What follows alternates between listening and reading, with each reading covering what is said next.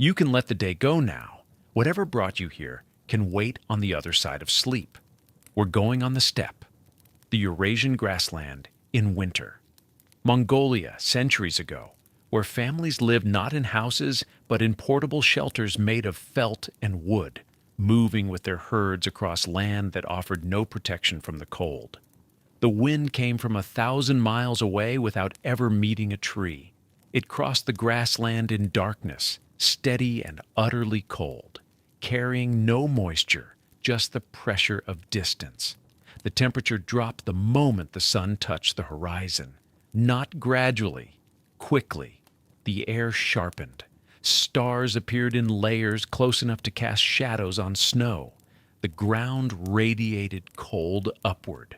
There was no forest to slow the wind, no valley to trap warmth, just grass, frozen and brittle, bending in one direction, and sky pressing down on all sides. No insulation, as we understand it, no fixed walls, no permanent shelter, yet entire families, children, elders, nursing infants, pregnant women, the sick and the old, slept through it. Night after night, winter after winter, inside domed tents covered in compressed wool. They woke. They survived, generation after generation. There's no single secret. It was a system. Felt walls and central fire and animal fuel and layered clothing and sleeping positions and stored food and learned rhythm, all woven together through centuries of cold. We're going to move through one winter night, one family, one yurt. We'll watch them prepare as daylight fades, enter the shelter, build the fire, arrange themselves for sleep, and tend the warmth until dawn, slowly, with all the detail that made it possible. You can settle in, let yourself arrive. The wind is outside. You're here. The Mongolian plateau stretched farther than walking could measure. Grassland from horizon to horizon, unbroken by forest or hill, significant enough to block wind. It wasn't flat. The land rolled gently, rose and fell in long swells, but nothing interrupted the sky's dominance. No trees. In some directions, you could walk for weeks without seeing anything vertical except grass stems and the occasional standing stone left by people long dead. This was elevation. The plateau sat 1,500 meters above the sea, high enough that air felt thinner. Cold arrived earlier in autumn and stayed later into spring. The altitude made winter sharper. The lack of moisture made it colder still. Dry cold, the kind that didn't cling or settle but simply pressed inward, patient and thorough. Winter wasn't a season here. It was half the year, 6 months, sometimes 7. Snow arrived in October and didn't fully retreat until April. Some years it came earlier. The cold didn't build gradually. It came in a single night, temperatures plunging after sunset, and never climbing back to what the body remembered as warm. The wind was constant. Not storms, though those came too, but steady wind, the kind that never fully stopped, only lessened or increased. It moved across hundreds of miles of grassland without meeting resistance. It carried sound away. It carried warmth away. It tested everything: clothing, shelter, the skin on your face, the will to keep moving. People learned to read it the way they read hunger or thirst, as information the body processed without thought. The grass itself changed. Green turned to gold, turned to gray. By deep winter, it stood frozen, stiff enough to crack an underfoot. Snow came dry as dust, blown into drifts that formed and reformed, never settling evenly. The ground beneath froze solid, sometimes to the depth of a man's height. Water became ice. Rivers stopped moving. The few lakes that existed turned to white stone. At night, the temperature dropped sharply. Not the slow cooling of forested land or coastal air, but a plunge that began the moment the sun touched the horizon. Heat radiated upward from the ground into a sky that offered nothing back. The stars appeared immediately, dense and clear, layered in a way that made the air above seem deeper than it was. On nights with a moon, snow reflected enough light to see by.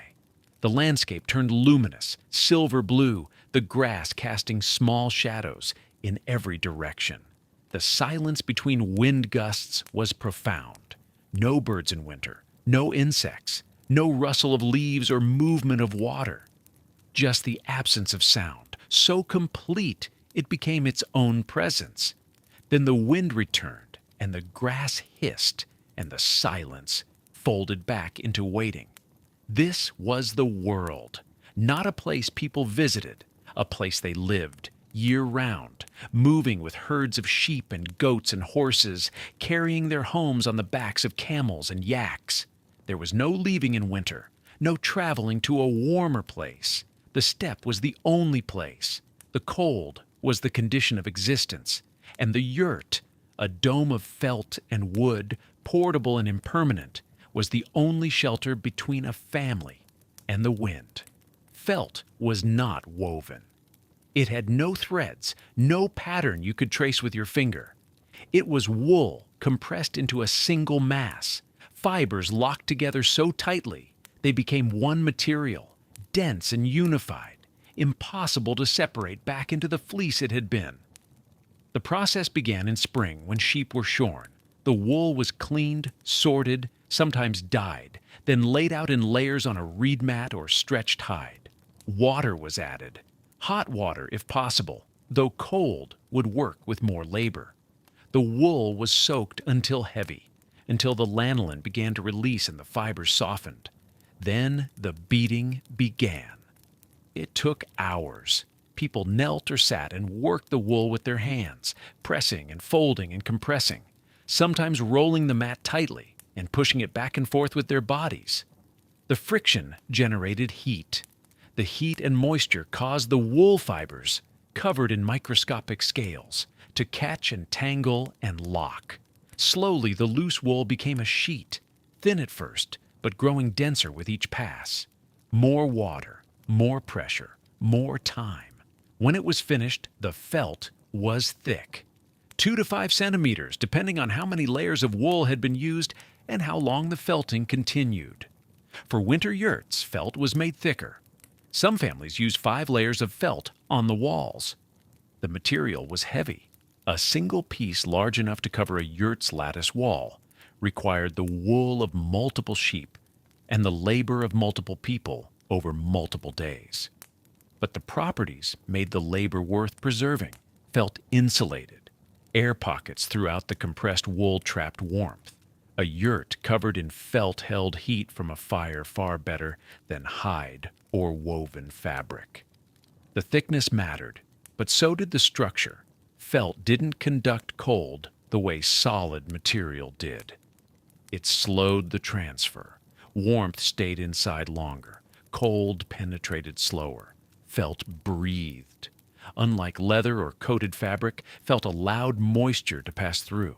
This mattered in a sealed space where people cooked, exhaled vapor with every breath, and burned fuel that released humidity. Condensation inside a winter shelter turned to frost, then melt, then mold. Felt let that moisture escape gradually, keeping the interior dry enough to remain warm. Wet insulation failed. Damp felt still worked. Felt resisted wind. The density that made it heavy also made it a barrier. Wind didn't pass through felt the way it passed through woven cloth. The wool's natural crimp and the compression of felting created a material that stopped air movement almost entirely. When wind hit a felt wall, it slowed, diffused, lost force. Inside, the air was stiller. That stillness was warmth. Even when damp felt retained some insulating capacity. Wool's structure, each fiber covered in overlapping scales, with a core that absorbed moisture differently than the surface, meant it didn't collapse when wet the way plant fibers did. This was survival in an environment where snow might brush against the yurt's exterior, where condensation might form on the coldest nights, where perfection was impossible and resilience mattered more. The texture of felt was distinct. Not soft exactly, not like fresh fleece or woven wool fabric. Felt was dense, slightly rough, firm under the hand. It had weight. You felt its presence. Hanging on a yurt's lattice frame, felt didn't ripple or flutter. It settled. It held its shape. The surface dulled sound. Voices inside a felt yurt didn't echo. They were absorbed, muffled, softened. The world outside became quieter. Wind was still audible, but deeper, less sharp. Felt changed the acoustic quality of the space it enclosed. The color varied. Undyed felt ranged from white to gray to brown, depending on the sheep. Some families dyed felt, reds and blues for decoration, but winter felt was often left natural. Lighter colors reflected sunlight during the day, adding passive warmth. Darker colors absorbed it. Both strategies existed. Both worked. Felt was repairable. A tear or worn spot could be patched by adding new wool and refelting the area with water and pressure. A yurt's felt coverings lasted years, sometimes decades if maintained. When felt finally wore too thin, it was repurposed, used as ground insulation, as wrapping for stored goods, as padding for pack animals. Nothing was wasted. Wool was too valuable. Labor was too costly. This was the material that stood between a family and winter. Compressed sheep's wool made by hand, heavy enough to stay in place during wind, thick enough to trap warmth, breathable enough to stay dry, simple in concept, profound in effect. The yurt was round, not rectangular, not squared at the corners.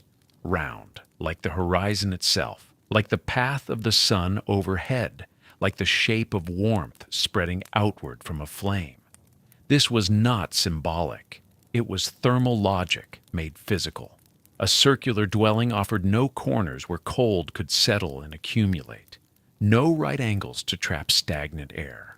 Heat radiated outward from the central hearth and met felt walls at every point equidistant from the source. The temperature gradient was even, predictable. The warmth moved in all directions at once and found no dead space to abandon. The lattice frame, called khana, was made from willow, not oak or pine. Willow. Light enough to carry, flexible enough to bend without splintering, strong enough to hold its shape against wind that crossed 1,000 miles without obstacle before striking felt. The frame folded. Accordion-like. Compressed to a fraction of its expanded width, a family could collapse the entire structure in an hour, load it onto pack animals, and carry their home across the steppe. This was not a compromise. It was requirement. Winter pasture was not fixed. Animals needed to move, even in deep cold, toward grass not yet consumed or snow not yet trampled into ice. The family moved with them, so the yurt was engineered for disassembly. Every pole fit into another. Every joint was lashed with leather cord, not nailed. Every piece had its place in the sequence of construction, learned young and performed in rhythm, 2 or 3 people working in coordinated silence. But when it stood, lattice expanded, roof poles slotted into the circular crown, felt layers tied down.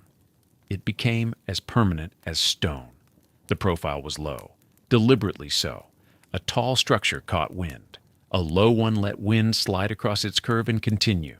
The yurt did not resist the step's force. It yielded, aerodynamic before the word existed. 4 to 6 meters in diameter for a family, sometimes larger for wealthy households, sometimes smaller for a single herder. But the proportions remained constant. The circle never became oval. The crown never shifted off-center. That crown, the tuno, was the keystone, a wooden wheel at the apex, open to the sky, where roof poles radiated downward like spokes. Smoke rose through it, light entered through it, cold air escaped through it. And this created the central tension of winter nights. The fire needed ventilation. Smoke had to exit or the family would suffocate, but heat escaped with it. Every degree of warmth fought gravity to rise, thinning as it climbed, vanishing into frozen darkness above. So the tonneau had a flap, felt like the walls, attached to a pole that could be adjusted from inside. Families learned to read smoke and cold like a language. Too much smoke, open the flap wider. Too much cold, close it partially. Let smoke thicken, but not choke. This adjustment happened throughout the night, not on a schedule, by feel. Someone woke, sensed the balance had shifted, rose in darkness, tugged the pole, lay back down. The yurt breathed, felt walls were not airtight. Smoke seeped through the weave, moisture from breath and bodies diffused outward. Fresh air entered at the threshold, near the ground, drawn by the rising heat. The system was passive. It required no mechanism, no fan, no vent beyond what the structure itself provided. On the coldest nights, frost formed on the interior felt near the door. Ice crystals grew where breath met wool met air at the freezing point. Families woke to patterns of white along the lowest edge of the wall. They expected this. It meant the system was working. Heat concentrated where they slept, cold pushed to the periphery. The door faced south, always. This was not spiritual preference dressed as practicality. It was practicality so old it had become spiritual. South meant sunlight during the short winter day. South meant the direction prevailing northern winds did not strike directly. The door was the weakest point, felt overframe tied but not sealed, and it faced the least hostile direction available. Inside, space was not divided by walls, but by custom. The back, opposite the door, was the honored place. Elders, guests, the household shrine, if there was one. Left side and right side carried gender roles and tasks. One for men's work, one for women's. But these divisions were invisible, unmarked except by habit and the placement of objects. And yet everyone knew them. Children learned by watching where people sat, where tools were kept, where it was proper to sleep. The yurt's interior was a map written in behavior, but all of it, honor and custom engendered space, was organized around the center. The hearth, the fire, the point from which heat flowed and around which the family arranged itself every night. The lattice could be expanded or collapsed. The crown could be raised or lowered. Felt could be layered thick or stripped to a single cover, depending on season. But the shape never changed. The circle held. The yurt was temporary. It could be dismantled before the sun reached its height. Felt untied and rolled. Lattice folded into bundles narrow enough to strap across a camel's flank. Roof poles stacked and bound. The crown, carefully, always carefully, wrapped and secured. By midday, the ground where it had stood showed only flattened grass and the circular scar of the hearth, ash pale against dark earth. By evening, it could be rebuilt 20 miles away, lattice stretched and pegged, roof poles angled into place. Felt unrolled and lashed down, layers overlapping to shed wind and rain. The family slept that night in the same home, on different ground. This happened not once, but dozens of times each year. Spring pasture to summer grazing, summer grounds to autumn fields, autumn camp to winter shelter, and within each season smaller moves, following the herd, avoiding overgrazed land, seeking water or windbreak. The yurt moved because the animals moved, and the animals moved because the steppe offered no single place with enough grass to sustain them year-round. Survival was motion. But inside the yurt, nothing changed. The same felt walls, worn soft by years, familiar. The same scent of wool and smoke and mutton fat. The same arrangement of the lattice, each fold and angle known. The crown that had been carried by a family for generations, its wood darkened by smoke, its frame never replaced unless it cracked beyond repair. A family could spend an entire lifetime moving and never leave home. The yurt was the constant. The steppe shifted outside, green in summer, gold in autumn, white in winter. but the threshold between inner and outer remained consistent. What was carried mattered more than where it stood. This was not compromise, not second best to a stone house or a wooden hall. Those structures could not move. They required foundations, permanence, the luxury of knowing you would stay. Nomadic herding required the opposite. It required the ability to leave and yet bring everything necessary with you. The yurt answered that requirement perfectly. It weighed little enough to transport a family's entire shelter. Frame, felt, door, crown, ropes could be carried by 2 or 3 pack animals, leaving the rest of the herd unburdened. Compared to the weight of a season's food, tools, and possessions, the yurt was nearly nothing. It required no special ground. No foundation had to be dug. No floor laid. Grass was enough. Rocky soil was enough. Snow packed firm was enough. The structure stood by tension and balance, lattice pressed outward, roof poles pulling inward. Felt binding it all into a single stable form. It withstood wind that would have peeled the roof from a wooden house. The circular shape offered no flat surface for wind to catch and lever. The low profile gave wind nothing to topple.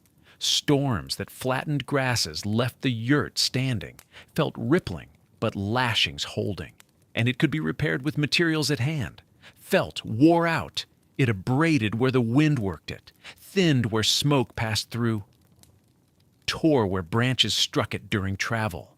But felt could be made anywhere sheep were kept. Wool, water, labor. No kiln required. No sawmill, no quarry.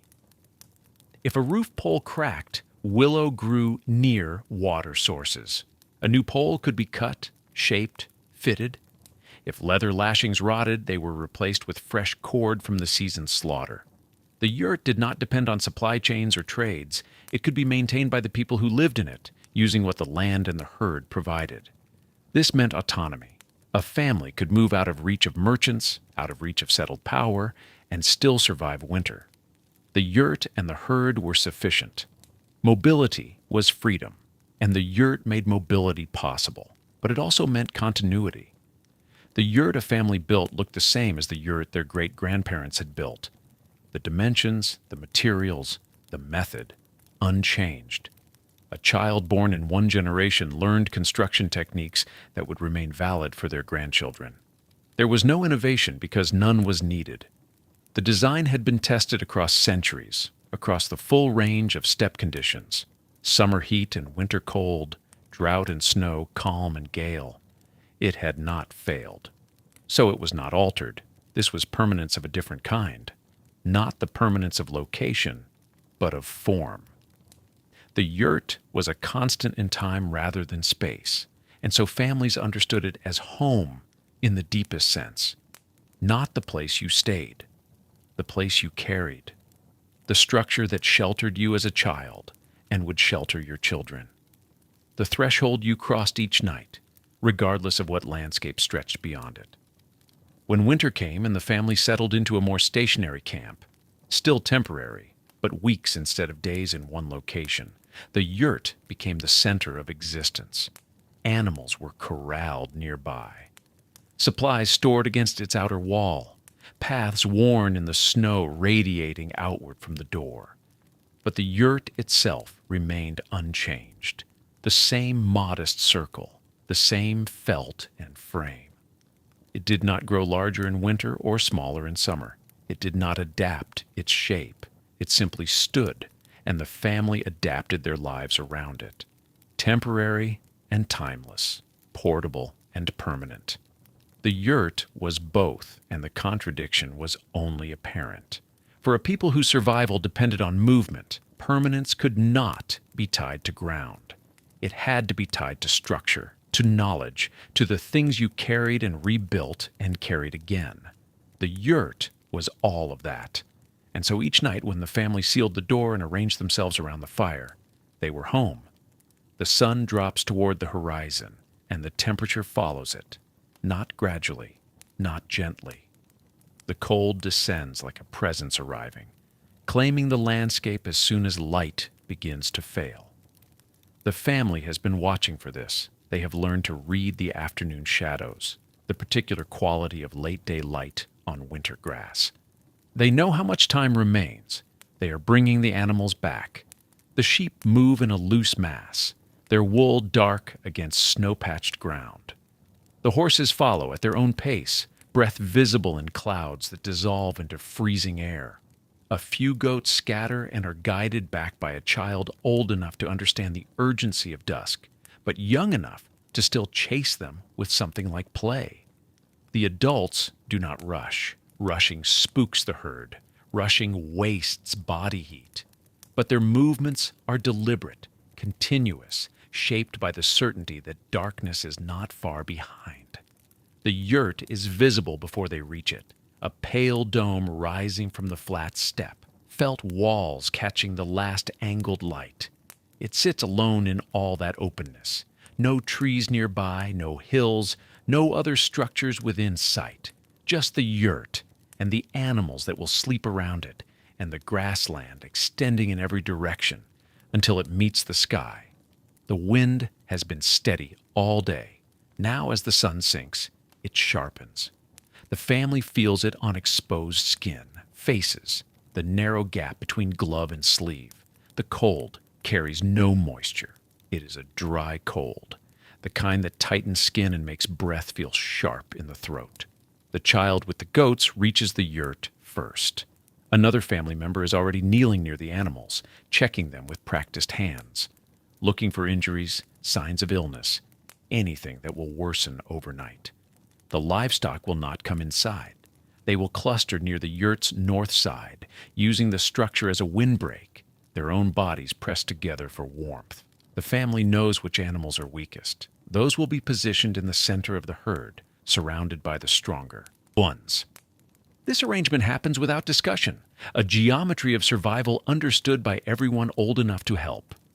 Twilight on the winter steppe is brief. The sky does not fade slowly through shades of blue. It goes from light to dark with only a narrow band of purple between. The stars begin appearing while the horizon still holds color. By the time the last animal is accounted for, the temperature has dropped enough to feel it through layers of wool.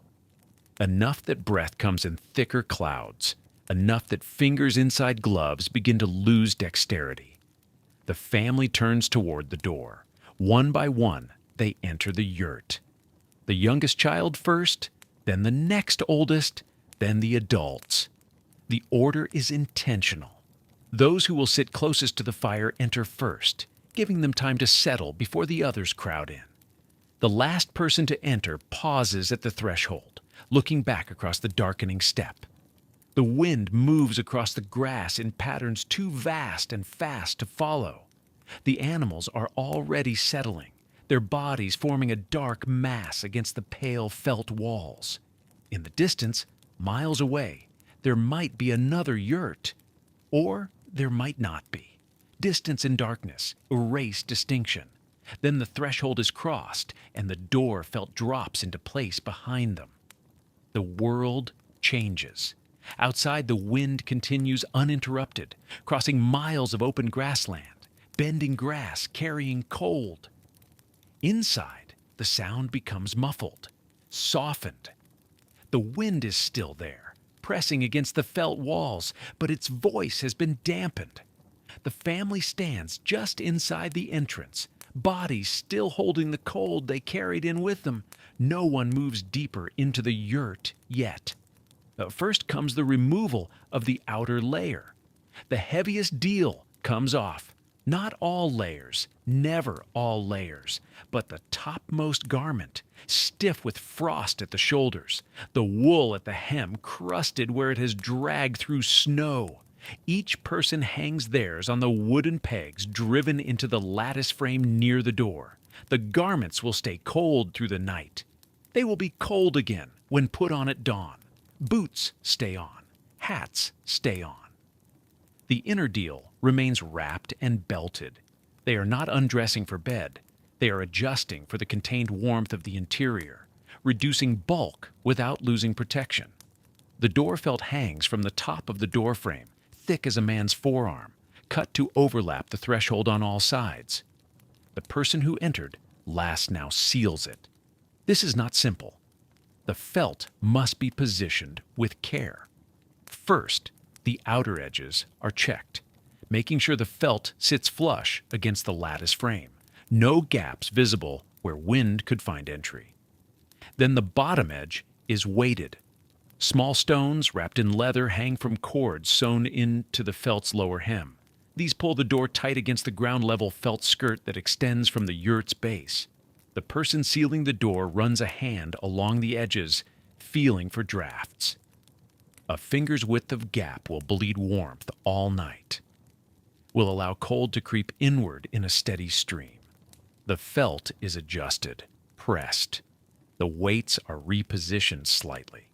Finally, a wooden bar is set horizontally across the inside of the door frame, braced against the lattice on either side.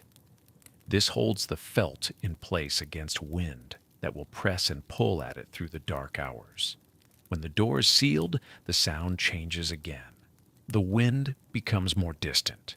The interior settles into a deeper quiet. The family can hear each other breathe. They can hear the crackle of the fire at the center of the yurt, which has been kept alive since morning, which has not been allowed to die. The temperature inside is not warm, not yet, but it is noticeably less cold than the air outside. The felt walls have been holding heat all day, and though much has escaped through the crown opening, much has also been absorbed into the dense wool fibers, trapped in the thousands of tiny air pockets that make felt what it is. The fire will do the rest. The family moves away from the door now, stepping carefully in the dim interior. Light comes from two sources: the fire burning low but steady at the yurt center, and the crown opening above it, through which the last traces of twilight are visible. A circle of deep blue sky framed by the wooden ring of the roof's peak. Shadows fill the spaces between. The lattice walls are barely visible in the firelight. The felt ceiling curves overhead, darker than the walls, absorbing light rather than reflecting it. One of the adults kneels beside the fire, adds fuel, 2 flat pieces of dried dung placed carefully onto the coals. Smoke rises immediately, a thin line climbing toward the crown opening. The fire does not roar. It does not leap. It expands slowly, flame spreading across the surface of the fuel, and the light in the yurt grows warmer. The children move toward the back wall, the honored section opposite the door, where the cold is least and the sleeping places will be prepared. An older family member follows, carrying folded felt mats that have been stored during the day. Another adult remains near the fire, preparing the evening meal. An iron pot, blackened from use, is positioned over the flames on a small tripod. Water is poured in from a leather bag. The water is not frozen, kept inside the yurt during the day for this reason, but it is cold enough that steam does not rise until the pot has sat over the fire for some time. The smell of smoke fills the yurt. Not wood smoke. The smell is earthier, flatter, less sharp. Dung smoke has its own character, familiar to everyone who has spent a winter on the steppe. It is the smell of survival, of stored energy transformed back into heat. Outside, full darkness has arrived. The stars are bright now, visible through the crown opening as pinpoints of cold light. The wind continues. It will continue all night. Inside, the family begins the next phase of preparation. The threshold has been sealed. The fire is growing. Now comes the arrangement of space, the layering of insulation, the positioning of bodies. Now comes the geometry of warmth. The fire was always at the center, not against a wall, not in a corner. Directly beneath the crown opening, equidistant from all edges of the circular space. This placement was not aesthetic. It was thermal logic made permanent through tradition. In the dimming light of early evening, a family member knelt beside the hearth. Sometimes a ring of stones, sometimes a metal frame raised slightly off the ground. In later generations, a cast iron stove, But the principle remained unchanged. Contain the fire, direct its heat outward, allow smoke to rise. The fuel sat stacked nearby. Dried dung, argol, in Mongolian. Collected through the warmer months during grazing, left to dry under summer sun, stored in quantities that reflected careful calculation. How many animals? How cold the winter? How long until spring? Not wood. Wood was scarce on the open steppe, where trees grew only in isolated valleys or along distant rivers. A nomadic family might travel weeks without seeing a forest. Dung was abundant. Every animal produced it. Every day of grazing turned grass into potential fuel. The pieces were flat and round, dried into hard cakes, light brown to dark, depending on the animal and the grass it had eaten. They burned slowly, steadily, with less flame than wood, but with reliable, even heat. Building the fire meant arranging the fuel with attention. Smaller pieces first, positioned to allow air circulation. Kindling, dry grass, sometimes a precious bit of wood or stick, placed at the center. Coals from the day's fire, if they had been carefully banked, could be revived with breath and new fuel. If the fire had died completely, starting fresh required more effort. Striking sparks, coaxing flame from ember. The first smoke rose thin and pale. It climbed straight upward in the still air of the yurt's interior, drawn toward the opening in the crown. The smell was immediate, earthy, organic, not acrid like wood smoke, but warmer, almost sweet. The smell of grass transformed, of summer stored and released. As the fire took hold, the quality of light changed. Firelight is not like sunlight. It moves, it flickers, it creates shadows that breathe and shift with each movement of flame.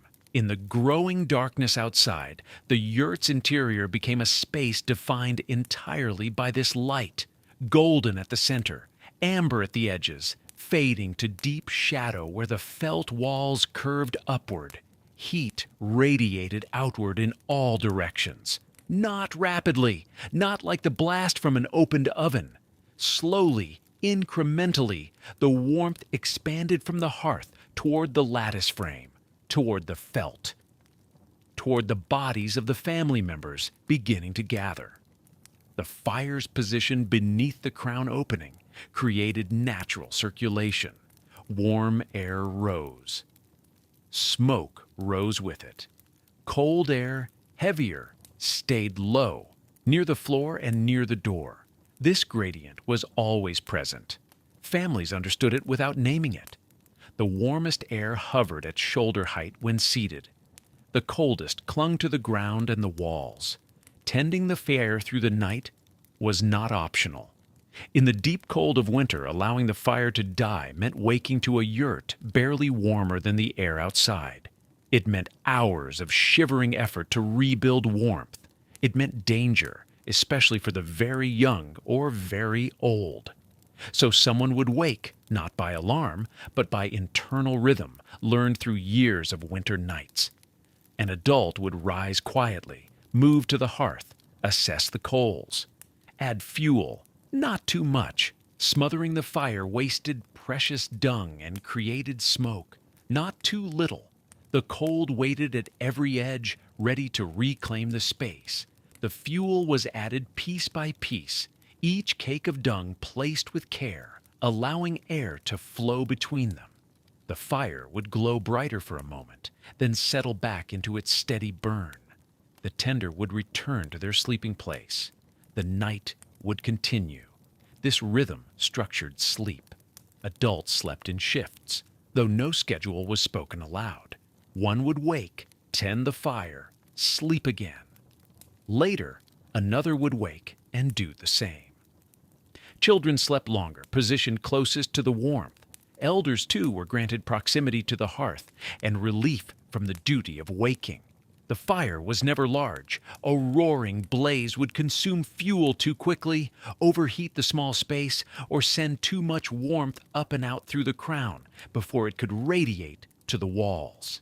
The ideal fire burned low and constant, Coals glowing deep red, flames small and blue at the edges, heat spreading outward like water poured slowly across a flat surface.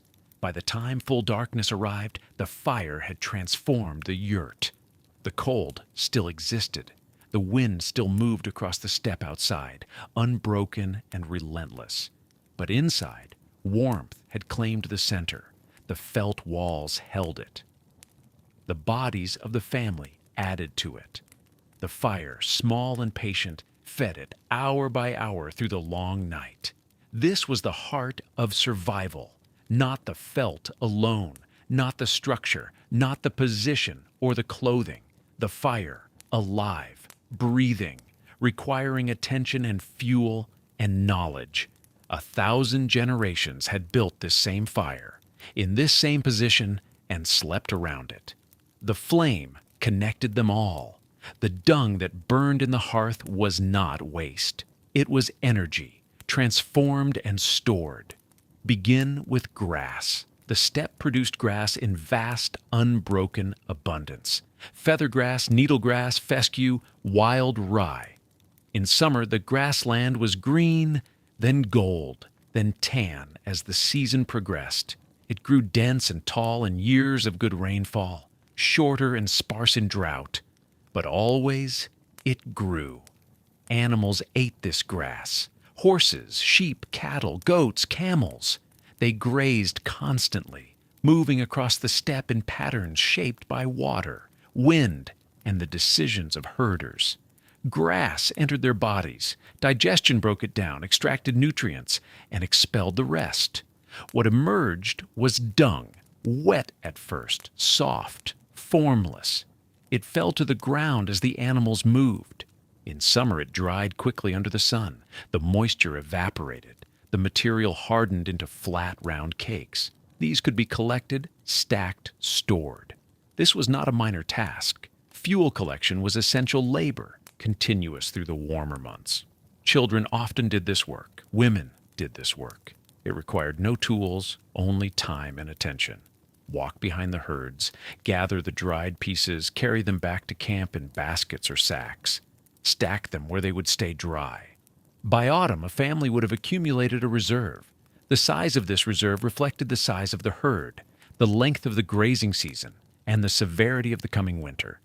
Experienced families knew how much was needed. Newcomers learned through cold miscalculation.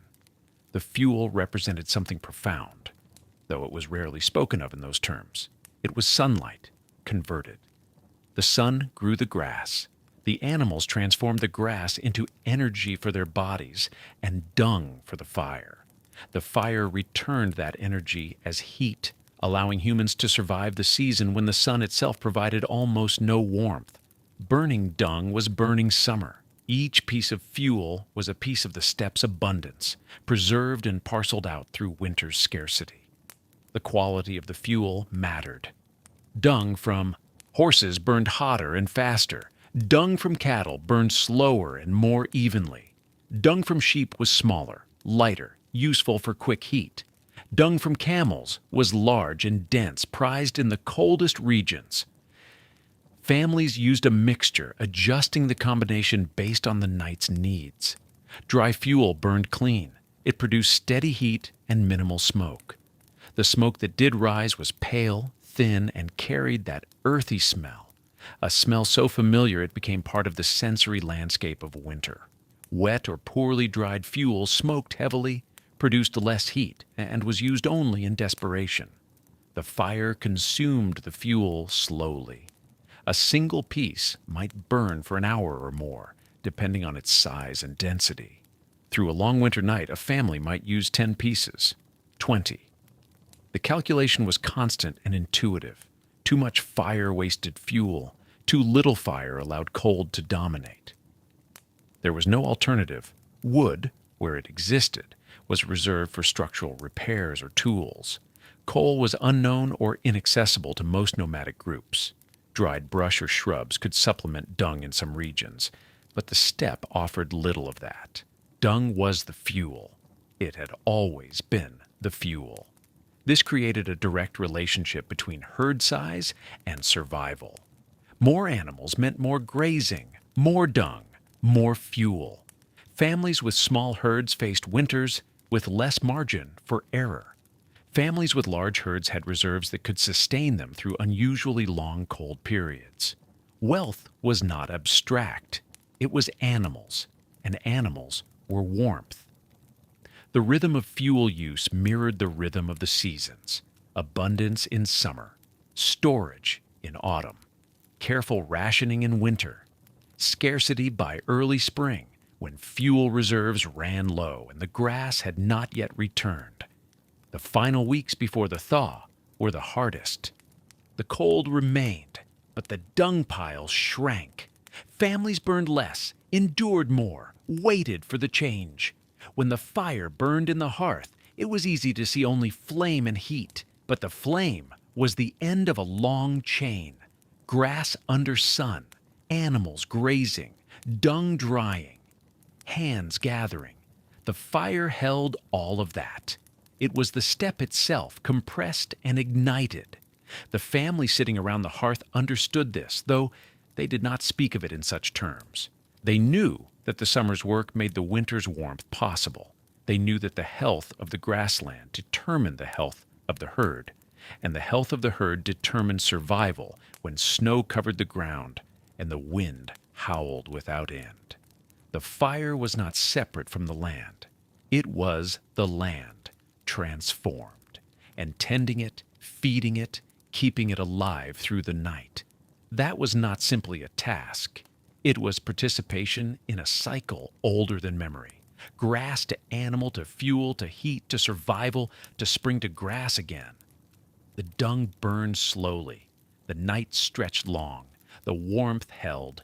The fire is awake now, steady, casting light that moves across felt walls in soft, uneven rhythm.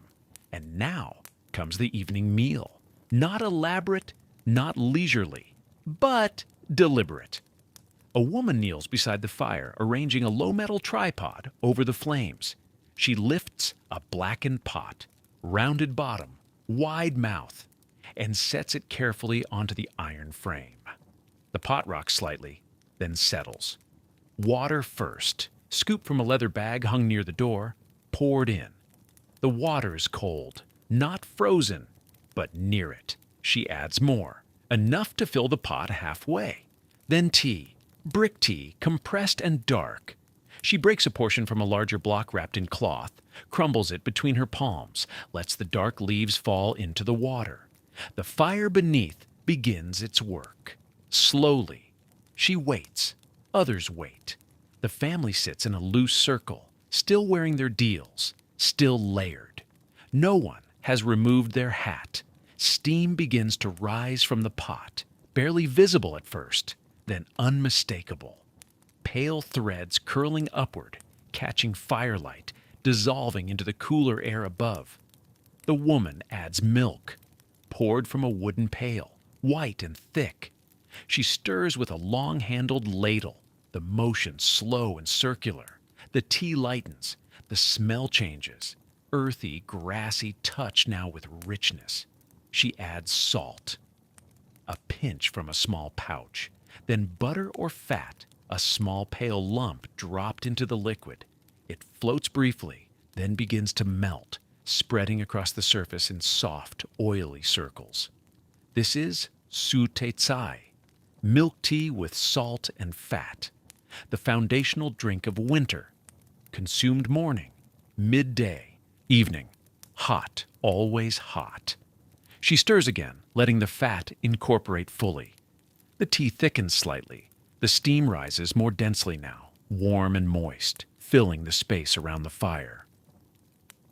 The warmth is not only from flame, it is from steam, from the pot itself radiating heat outward, from the act of preparation, bodies leaning inward, hands extended toward the fire, breath visible in the cooler air at the edges of the yurt, but disappearing near the hearth.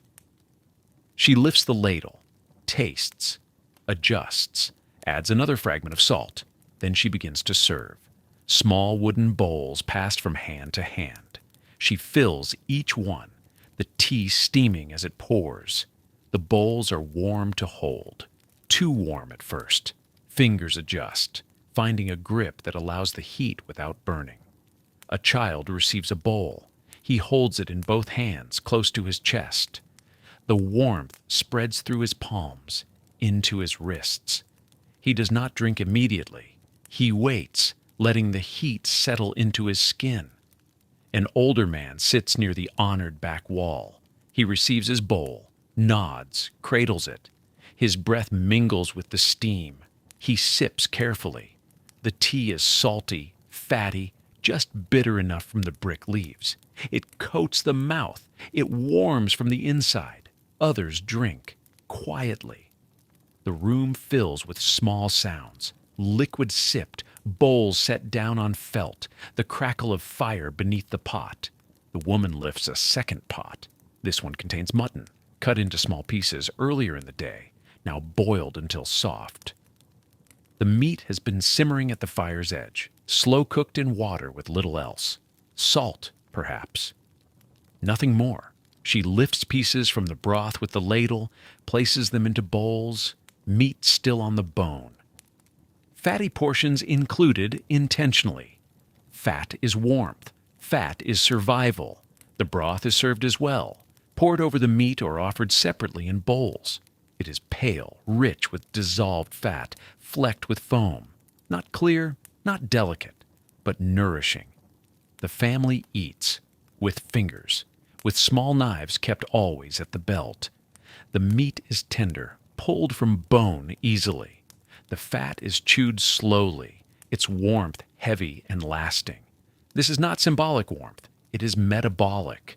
The body, fed with fat and protein, becomes its own furnace. Digestion generates heat, steady, internal, distributed through blood and tissue. A full stomach before sleep means hours of warmth produced from within, radiating outward beneath layers of wool and fur. The family knows this, not as science, as lived fact. They eat until satisfied, not full to discomfort, but enough. Enough that the cold waiting outside the felt, the cold that will grow sharper as night deepens, will meet resistance from within their own bodies. Steam continues to rise from the pot. The air inside the yurt grows softer, slightly humid.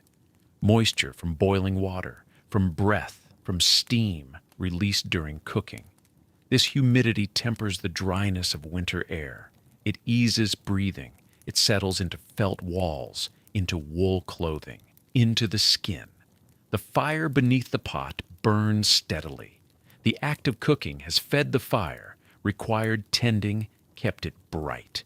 Now, as the meal ends, it remains strong, still radiating heat in all directions, still drawing eyes and hands towards its center. The woman sets the pot aside, off the flames, but near enough to stay warm. Tea remaining inside will be drunk later, through the night, reheated as needed. The broth will congeal slightly as it cools, fat rising to the surface, a pale seal that will be stirred back in when the liquid is warmed again. Bowls are stacked, not washed. Water is too precious, too cold. They are wiped clean with cloth or snow, set aside until morning. The family remains near the fire, close, shoulder to shoulder in some places. The warmth they have generated, through cooking, through eating, through gathering, layered now over the warmth of the fire itself. This is the warmest the yurt will be all night. Not because the fire will die, it will be tended, but because this moment holds all sources of heat at once: flame, food, bodies, steam, effort. Outside, the wind continues. It has not paused. It will not pause. But inside, for now, warmth holds. The yurt is a circle, no corners, no walls that meet at angles, but it is not without division. The space inside is mapped, not by barriers, not by curtains or partitions, by tradition, by invisible lines learned in childhood, and never questioned. Stand at the threshold, facing inward. Directly across from you, opposite the door, is the koimor. The back, The north, the honored place. This is where elders sit, where guests of importance are seated, where the family's small altar might rest, if they keep one, with images or objects of reverence placed carefully on a low wooden chest. The koimor is farthest from the door, farthest from cold, farthest from the wind that enters each time the felt flap is lifted. It is the warmest position and the most protected. To the left of the door, as you enter, is the western side. This is the male domain. Here, tools are kept. Saddles if brought inside, weapons, bows unstrung for winter, knives, occasionally a rifle wrapped in cloth, leather bags containing rope, awls, small necessities of herding and repair. Men sit here during the day. They work here, mending harness, sharpening blades, sorting felt for repairs. It is their position, their responsibility, their zone. To the right of the door is the eastern side, the female domain. Here cooking tools rest, the pots and ladles, the wooden pail of milk, bags of dried curds, of tea, of salt, the churn for making butter, wool waiting to be carded or spun. Women work here, preparing food, tending stores, managing the objects that sustain daily life. This is their position. The division is absolute. A man does not store his tools on the eastern side. A woman does not prepare food on the west.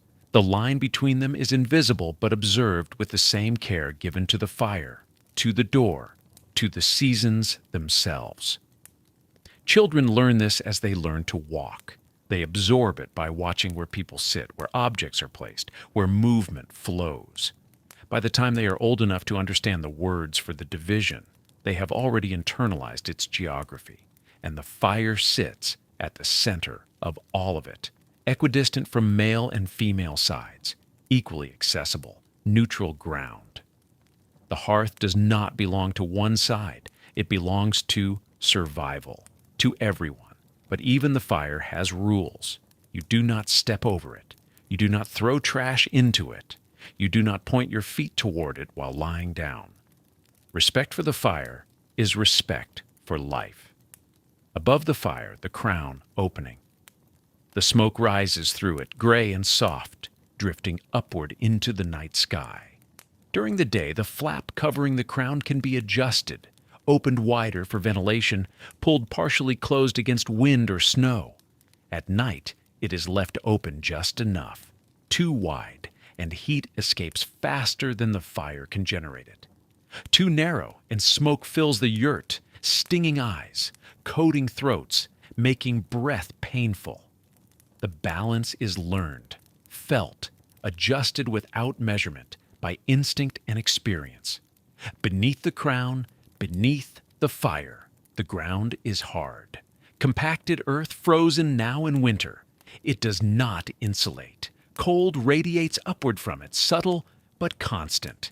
This is why felt mats are layered across the floor, why sleeping furs are thick, why no one lies directly on bare ground, but near the walls, the floor is softer, less trampled, covered more densely with felt and woven rugs.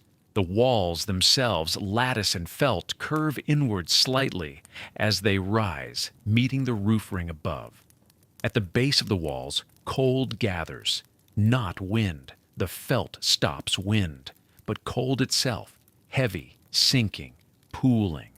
On the coldest nights, frost forms on the interior surface of the felt near the door. Thin and white, it appears silently. By morning it may thicken, feathering across the wool fibers in delicate crystals. No one sleeps with their head against the wall. Everyone sleeps in the open space, closer to the center within the circle of firelight and warmth. The door itself is the threshold to everything outside. Cold, wind, danger sometimes, wolves in lean winters though rare. Mostly just the steppe, endless, indifferent. The door is low. You must bend to enter. This is intentional. It prevents wind from blowing directly inward. It forces a person to slow, to transition.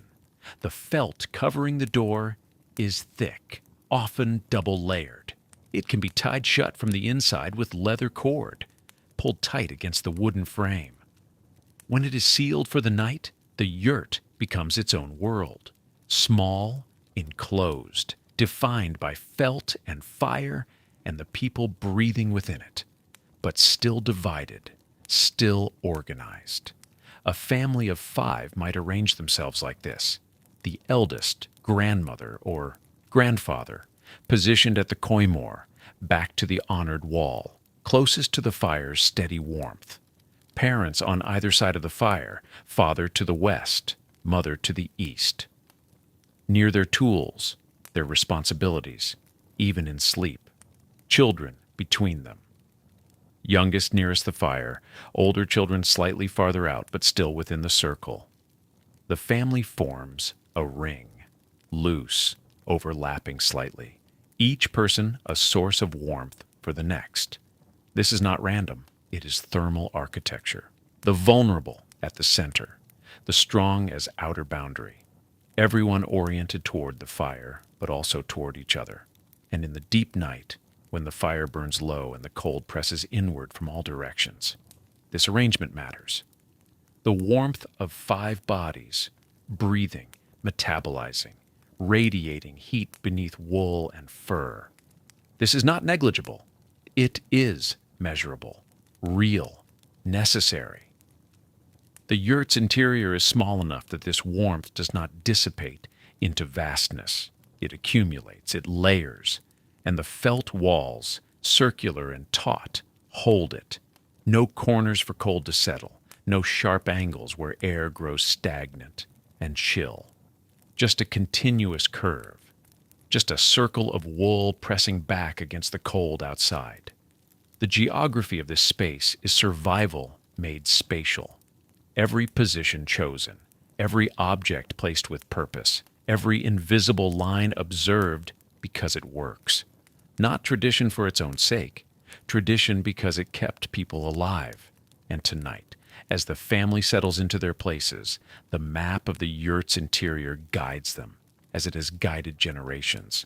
West and east, center and edge, fire and felt. A circle within a circle, warmth within cold. The fire burned steady now. The meal was finished. Steam no longer rose from the pot. What remained was heat, pooled in the center, radiating outward, and the work of preparing the space for night. This work was physical, deliberate, the same each evening. Felt mats came first, stored during the day along the lattice wall, rolled tight, now unrolled and laid flat across the floor in overlapping layers. 2 mats thick in most places, 3 near the walls, where cold pressed closest to the ground. The mats were dense, compressed from years of use, their surfaces smoothed by contact with bodies and feet. They smelled faintly of wool and smoke. They provided separation from the earth below, not softness, but insulation. A barrier between sleepers and the frozen ground that would leach warmth from any body in direct contact.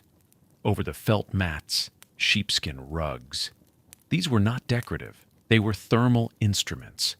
Laid wool side up, the dense curls of fleece created pockets of trapped air. Dead airspace. The same principle that made felt walls effective now applied beneath sleeping bodies. The rugs had weight. Substance. Their hides were supple from use, their wool still thick despite months of pressure. Some families had enough rugs to cover the entire sleeping area. Others placed them strategically, where children would lie, where the eldest would rest. Each rug was positioned with care. Edges overlapped slightly, eliminating gaps where cold could rise through. The work was quiet, methodical, no instruction needed. Children old enough to help unrolled mats and dragged rugs into place, learning through repetition the geometry of warmth. Then the sleeping furs. These were heavier than daytime deals, made from winter pelts. Sheepskin with wool intact, sometimes wolf or fox for those who had them. The furs were unfolded and spread over the rugs, creating a third layer. Families slept on top of some furs and pulled others over themselves. The pile of bedding grew thicker as night deepened and cold intensified. More furs could be added, more weight, more insulation. The furs carried the smell of the animals they came from, mixed with smoke and human warmth. They were not cleaned in the way modern blankets are cleaned. They were aired, shaken, left in sun when possible. They absorbed the life of the family, sweat, breath, the oils of skin and hair. This did not diminish them. It made them part of the household, as familiar as the felt walls. The arrangement of bedding created a sleeping surface that was firm, layered, and low to the ground. There were no raised beds, no frames.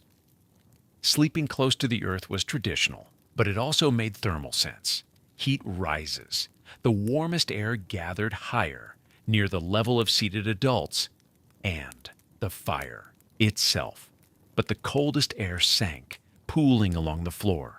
Sleeping directly on the ground in winter would mean lying in that cold layer all night. The mats and rugs and furs lifted bodies just enough, a few inches, to rise above the worst of it, while still benefiting from the heat radiating downward from the fire. Once the bedding was arranged, the family began to position themselves. This was not random. It followed a pattern refined over lifetimes, shaped by need and tradition. The fire remained the center. Everything radiated from it. The family formed a loose circle around the hearth, each person claiming their place in the geometry of warmth.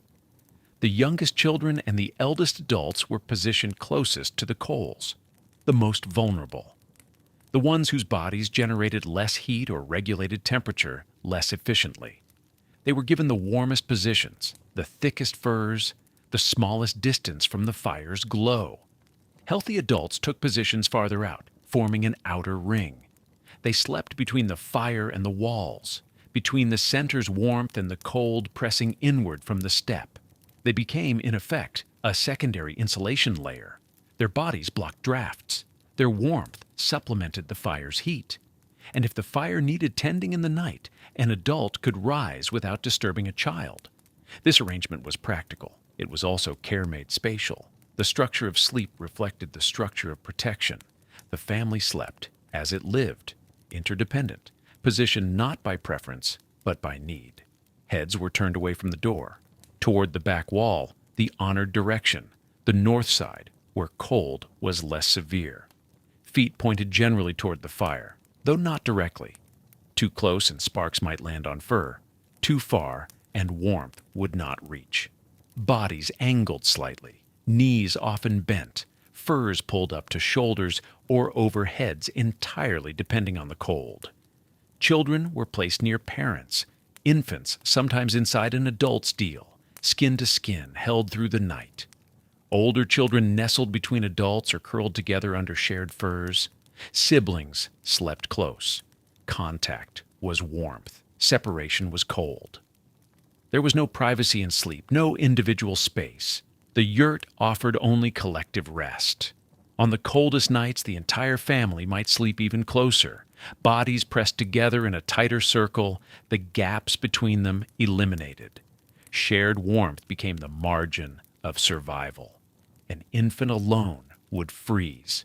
A child without covering would not last the night, but surrounded, layered, held within the radius of fire and family, even the smallest body stayed warm enough. The arrangement was checked, furs adjusted, a child shifted slightly closer, a grandmother given an extra sheepskin, small corrections made without speaking. Then, stillness. The family settled into position. The fire crackled. Wind pressed against felt. The long night began. The center of the yurt held the most heat. The space closest to the fire, where rising warmth gathered before drifting toward the crown or dispersing toward the walls. This was the zone of survival. And this was where the youngest and the oldest slept.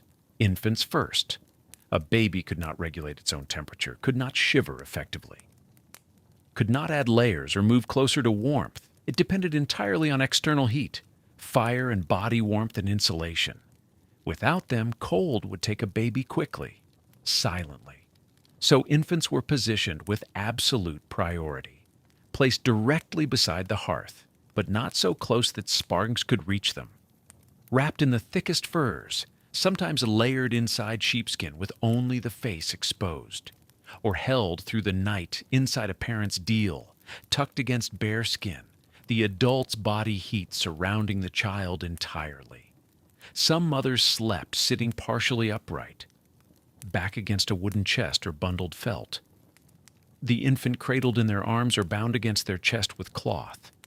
This allowed the baby to stay warm and to nurse without full waking, without exposing skin to cold air. Toddlers slept near the fire as well, old enough to move, but not old enough to understand danger. They were positioned between adults, enclosed by bodies and furs, kept away from the fire's edge by the physical presence of parents or older siblings. They slept deeply the way small children do, motionless under the weight of pelts. The elderly were given the same priority. An old body generated less heat, circulation slowed, or as extremities grew cold more quickly, joints stiffened in freezing air. A person who had survived 70 winters on the steppe knew cold intimately, but that knowledge did not make their body immune. It made them careful. Grandparents slept close to the coals, not out of respect alone, though respect was absolute, but because they needed the warmth most. They were given the softest furs, the driest places, the positions least exposed to drafts. If a cold wind found a gap in the door felt and slipped inside, it would reach others first. The elders remained insulated by layers of distance, of family, of material. If someone was sick, they were moved to the center as well. Fever or weakness or cough all made the body vulnerable. A person recovering from illness could not afford to lose warmth through the night. They slept near the fire, monitored, checked when adults woke to tend the flames. Extra furs were piled over them, hot tea or broth given before sleep. Their position in the circle reflected their temporary fragility. Everyone else arranged themselves outward from this core. Healthy adults formed the outer boundary. They slept farther from the fire, closer to the walls. In the gradient where warmth thinned and cold began to assert itself, they were the buffer, the insulation, the wall between the center and the steppe. This was not sacrifice in the dramatic sense. It was structural necessity. Adults could withstand more cold. Their bodies were larger, generating more metabolic heat. They wore thicker deals. They could wake and move and adjust if they grew too cold. They could survive a night farther from the fire. A baby could not. And so the adults slept in a ring around the vulnerable, shoulder to shoulder or back to back, their bodies forming a secondary barrier against the cold that pressed inward from the felt walls. They oriented themselves to block drafts. If a particular section of the yurt was colder, near the door or where the wind hit hardest, an adult positioned themselves there. Children were placed in the lee of their parents' bodies. The arrangement was instinctive by adulthood, learned through a lifetime of repetition. A father knew where to lie to shield his children from the door. A mother knew how to angle her body, so an infant stayed warm against her chest while her back faced the cold. Older siblings understood their role, sleeping on the outer edge, acting as windbreak for younger ones. There was no discussion each night, no negotiation. The order was understood. It had been this way for generations. The circle reformed each evening with slight variations depending on who was coldest, who was smallest, who needed care. But the principle remained constant. Vulnerability at the center, strength at the edges. The healthiest adults also took responsibility for the fire. They were the ones who woke in the night, sensing when fuel was needed, rising quietly to add dung to the coals. Their position in the outer ring made this easier. They could move without disturbing the center. They could check the crown flap, adjust the door felt, respond to changes in temperature or wind. The center slept. The edges remained vigilant. This distribution of warmth and risk was not unique to one family or one region. It was practiced across the steppe, in every yurt, every winter. It was part of the knowledge that kept people alive. Children grew up sleeping in the center, protected. As they matured, they moved outward. By the time they became parents, they slept on the outer ring themselves, and their children took the warm positions they had once occupied. The circle rotated across lifetimes. On the coldest nights, when wind howled without pause and frost formed inside the yurt near the door, the circle contracted. Everyone moved closer to the fire. The outer ring pressed inward. Gaps disappeared. Bodies touched, sharing warmth directly. The family became a single mass of insulation, layered furs and layered lives, heat passing between them. The fire at the center. The smallest and oldest held closest. The rest arranged around them like petals around a core. And in this formation, pressed together in the cold and dark, they slept. The wind moved over the dome. The stars turned. The night deepened. And the family remained warm enough. Protected not by walls of stone or thick timber, but by felt and fire and the quiet geometry of care. Sleep did not mean undressing, not in winter, not on the steppe, not when the air outside reached temperatures that could freeze exposed skin in minutes and the wind never stopped moving. Families slept clothed, fully clothed, layered in the same wool and felt and fur they had worn throughout the day, with only minor adjustments as they settled onto their sleeping furs. The deal remained on. This was the foundation, the long robe that wrapped left side over right and tied at the shoulder and waist. Thick winter deals were made from sheepskin, wool side turned inward against the body, leather side facing out. Some families could afford silk or cotton underlayers. Most could not. The deal itself became both inner and outer garment, supplemented by whatever additional wool could be wrapped or layered beneath it. The deal was not removed at night because removing it meant exposing the body to cold air inside the yurt. Even near the fire, even with felt walls surrounding the space, the interior temperature dropped as night deepened. Removing clothing meant losing the warmth already captured within the layers. It meant starting over, asking the body to generate heat against cold fabric when it should be resting. So the deal stayed on.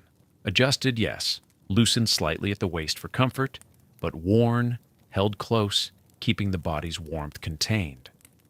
Over the deal, additional layers. A wool vest, sometimes two, depending on how deep into winter the night fell. Sheepskin vests with the wool turned inward, the leather worn smooth from years of use. These added thickness across the chest and back, the core of the body where warmth needed to be preserved most carefully. Then the outer deal for the coldest nights, a second robe, larger and heavier, made from thicker felt or layered wool, designed to fit over the first. This outer layer faced the air, took the cold, allowed the inner deal to hold warmth without interference. Children wore scaled versions of the same, smaller deals, thinner perhaps, but layered identically. Infants were wrapped in additional furs, then held close to adults, sometimes placed inside an adult's deal entirely, the fabric wrapping around both bodies. This was common practice on the coldest nights. The child slept against the parent's chest or back, skin to skin if needed, surrounded by shared warmth and the heavy wool that coated them both. Hats remained on, always, without exception. The head shed heat faster than any other part of the body. Mongol families understood this without needing to measure it. They knew from experience that an uncovered head at night meant waking cold, meant shivering even close to the fire, meant the body spending energy to warm what could have been kept warm simply by covering. Winter hats were made from felt or fox fur, with ear flaps that tied beneath the chin.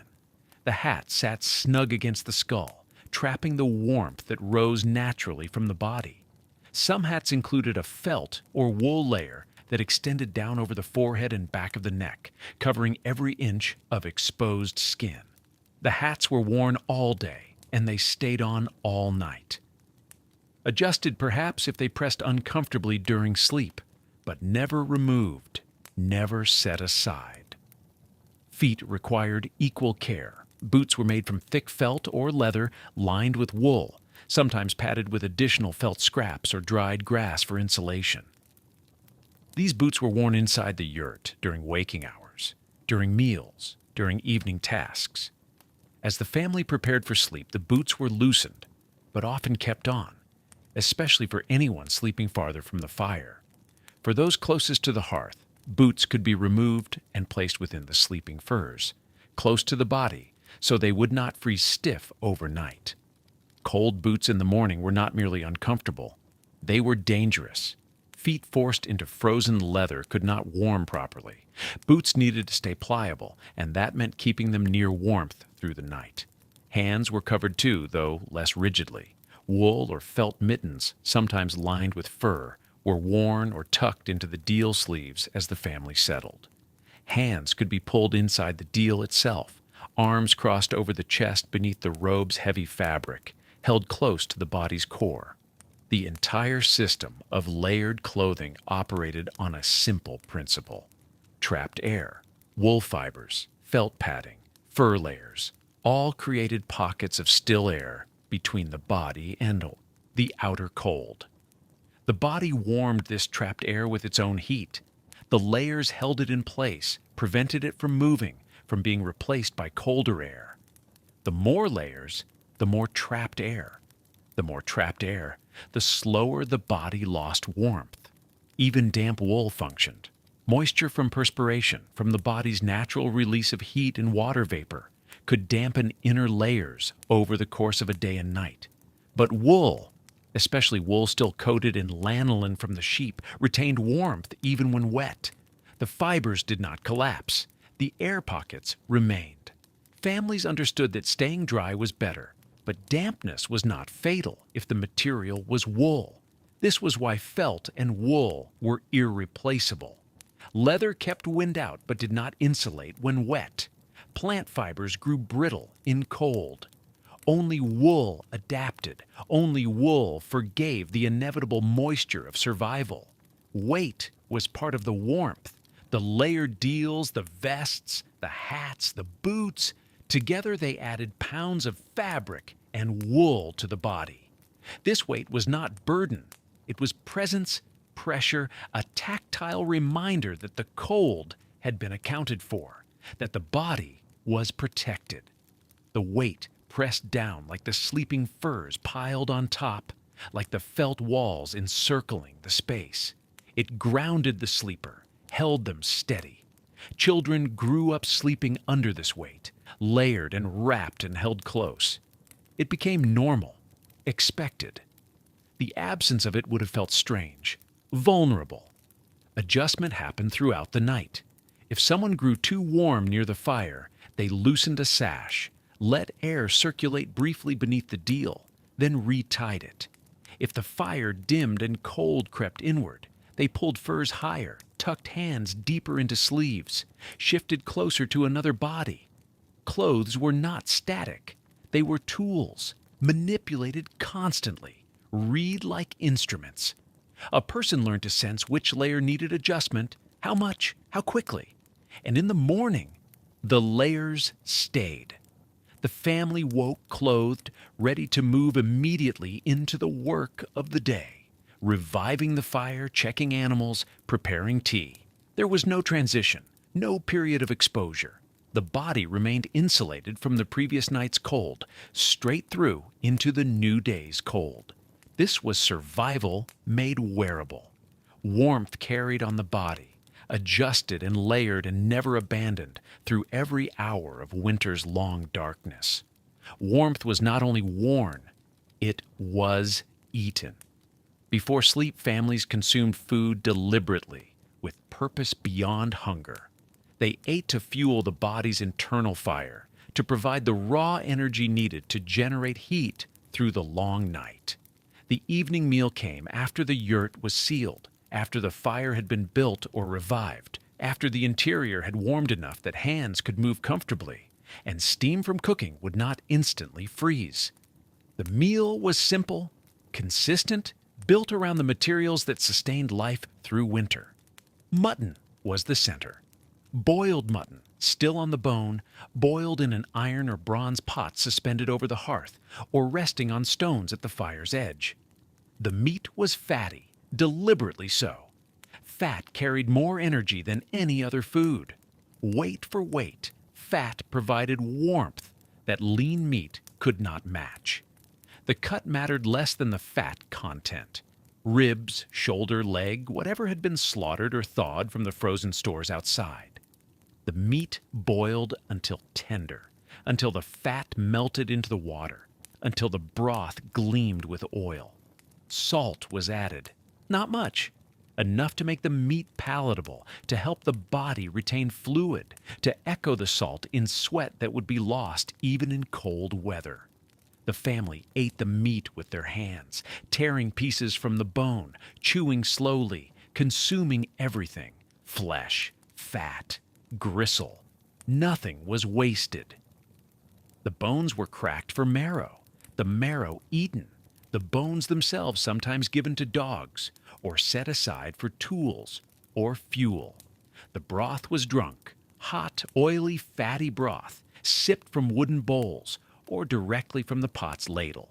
The liquid carried dissolved fat, minerals from the bones, warmth that spread immediately through the chest and stomach. The sensation was direct, undeniable. Heat moving from the mouth downward, radiating outward from the stomach, preparing the body for the work of staying warm while motionless through the coming hours. Milk tea accompanied the meal or sometimes replaced it. Sute tsai, tea boiled with water, milk, salt, and often butter or fat. This was not the tea of leisure. It was thick, almost soupy, calorie-dense, designed to sustain. The milk came from sheep, goats, horses, yaks, whatever animals the family herded. In winter, the milk was not fresh. It was stored, sometimes fermented, sometimes dried and reconstituted. The tea was boiled for a long time, long enough that the fats emulsified into the liquid, creating a pale, cloudy drink that coated the mouth and throat. The salt balanced the fat, made it drinkable in quantity. The warmth was immediate.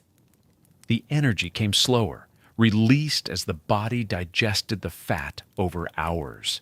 Families drank bowls of this before sleep. Children drank smaller portions. Elders drank more, their bodies less efficient at generating warmth, requiring more fuel to maintain the same internal temperature.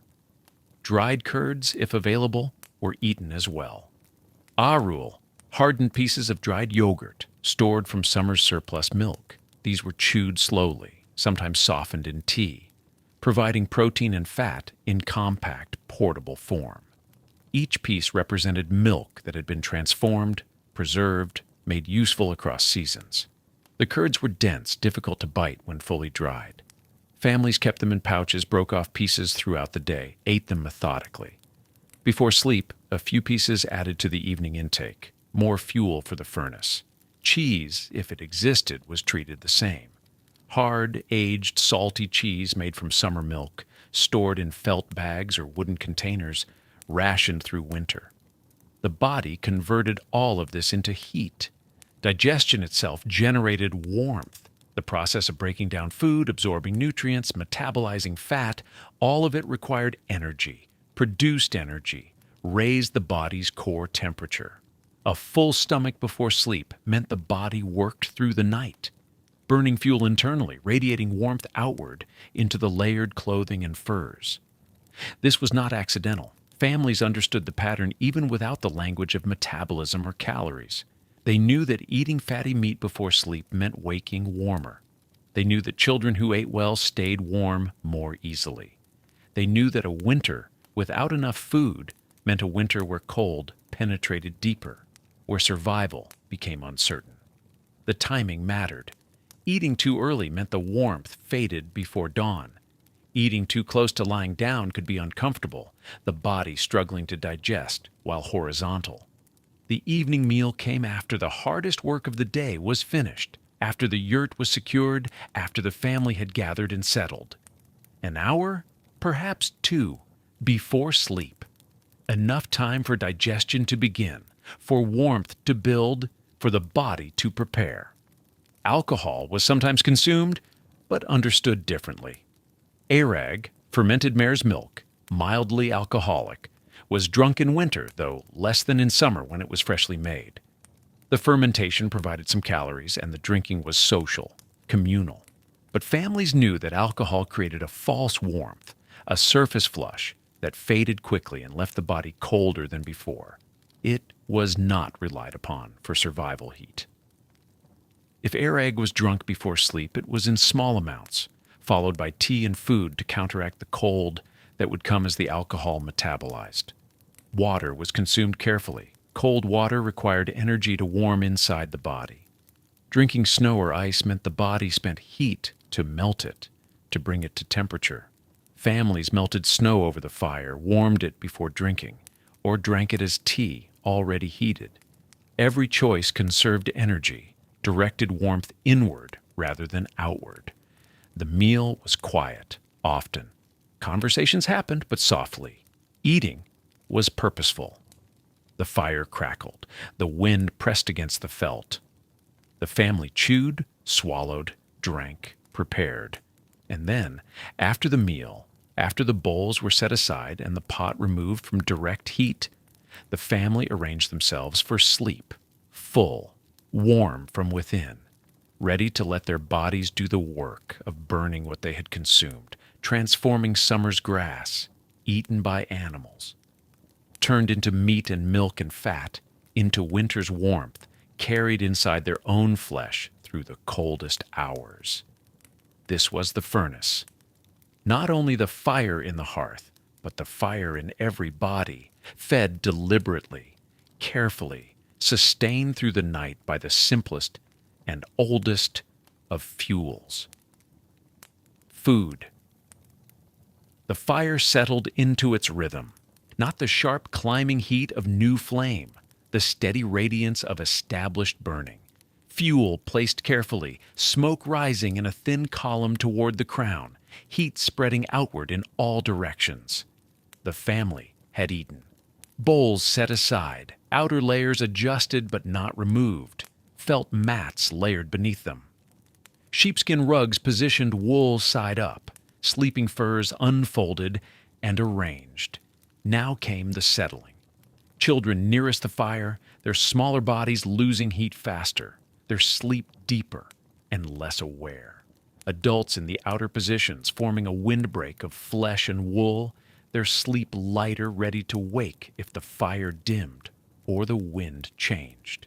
The eldest boy lay on his side, knees drawn up, one arm tucked beneath the sheepskin, his breathing already slow. His mother beside him, close enough to feel his warmth, her own deal wrapped tight, her head resting on a small pillow stuffed with wool. The father sat upright a moment longer, watching the fire, reading it.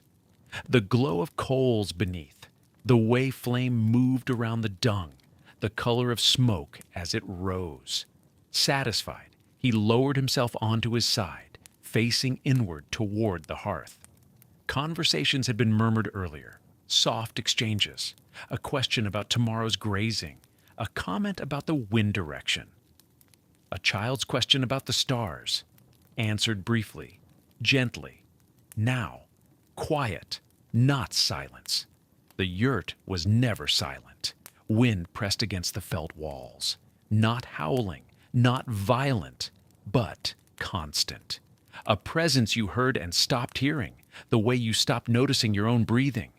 It slid around the circular frame, found no corner to catch in, moved on. The fire crackled. Small sounds. Dung fuel shifting as it burned. The whisper of flame consuming what was dry, releasing what had been stored through summer. Grass transformed into warmth, into light, into the presence that held the cold at bay. Breath, the softest sound. The children already asleep, their exhalations barely audible. The mother's breathing slower, evening out. The father's deeper, steady. Outside, the animals.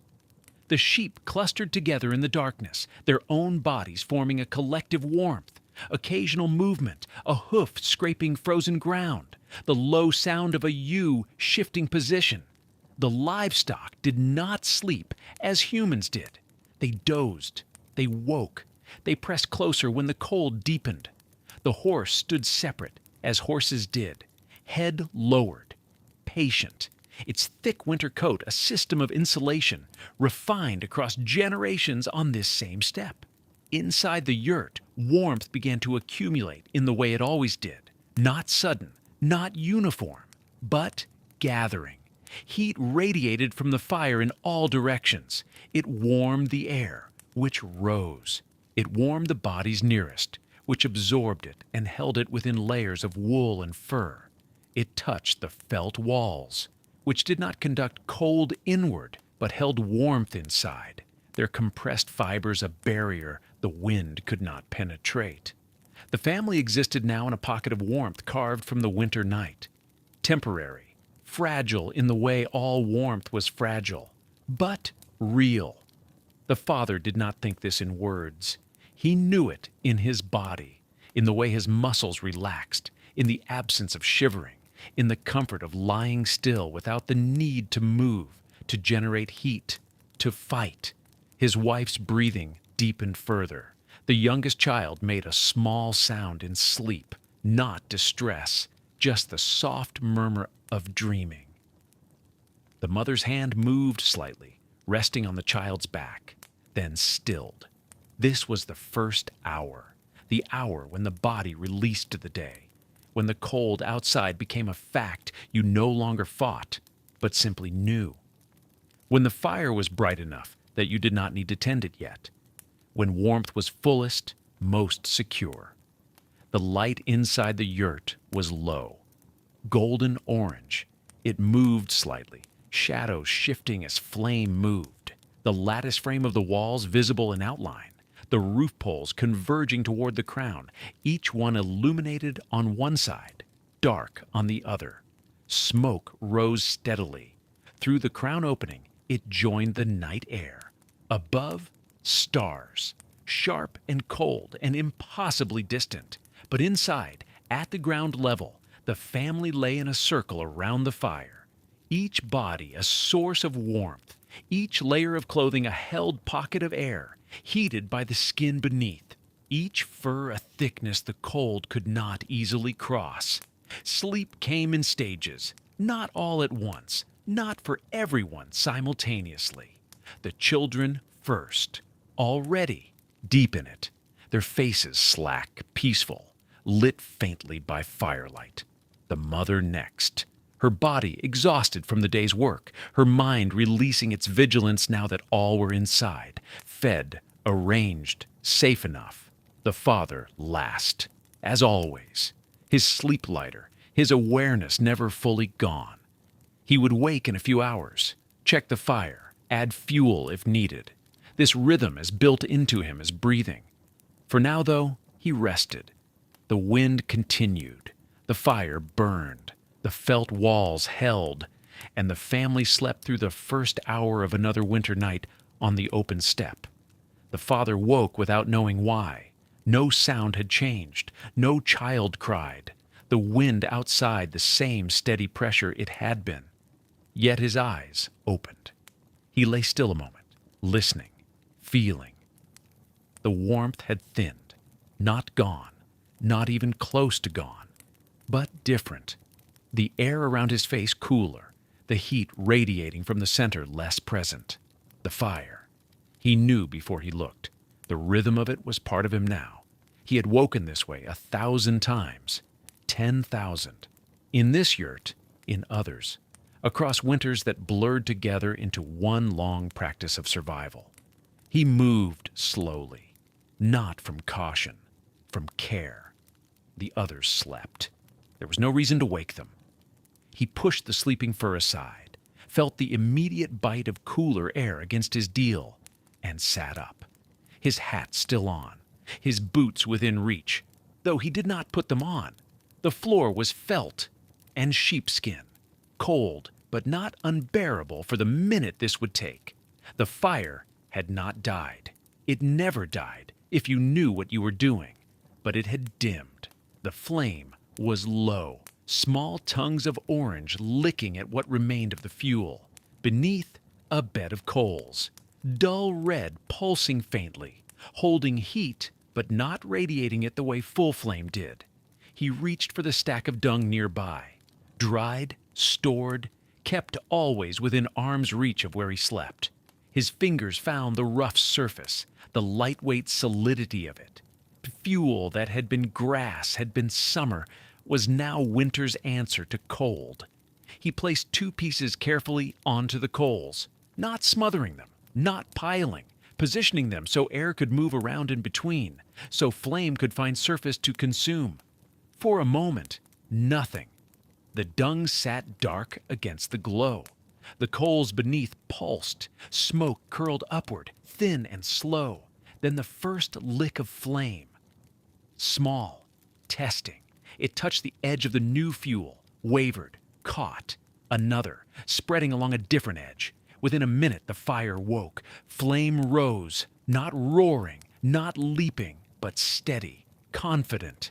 The fuel beginning to burn in earnest. Heat radiating outward again, pushing back the cold that had begun to creep inward from the walls.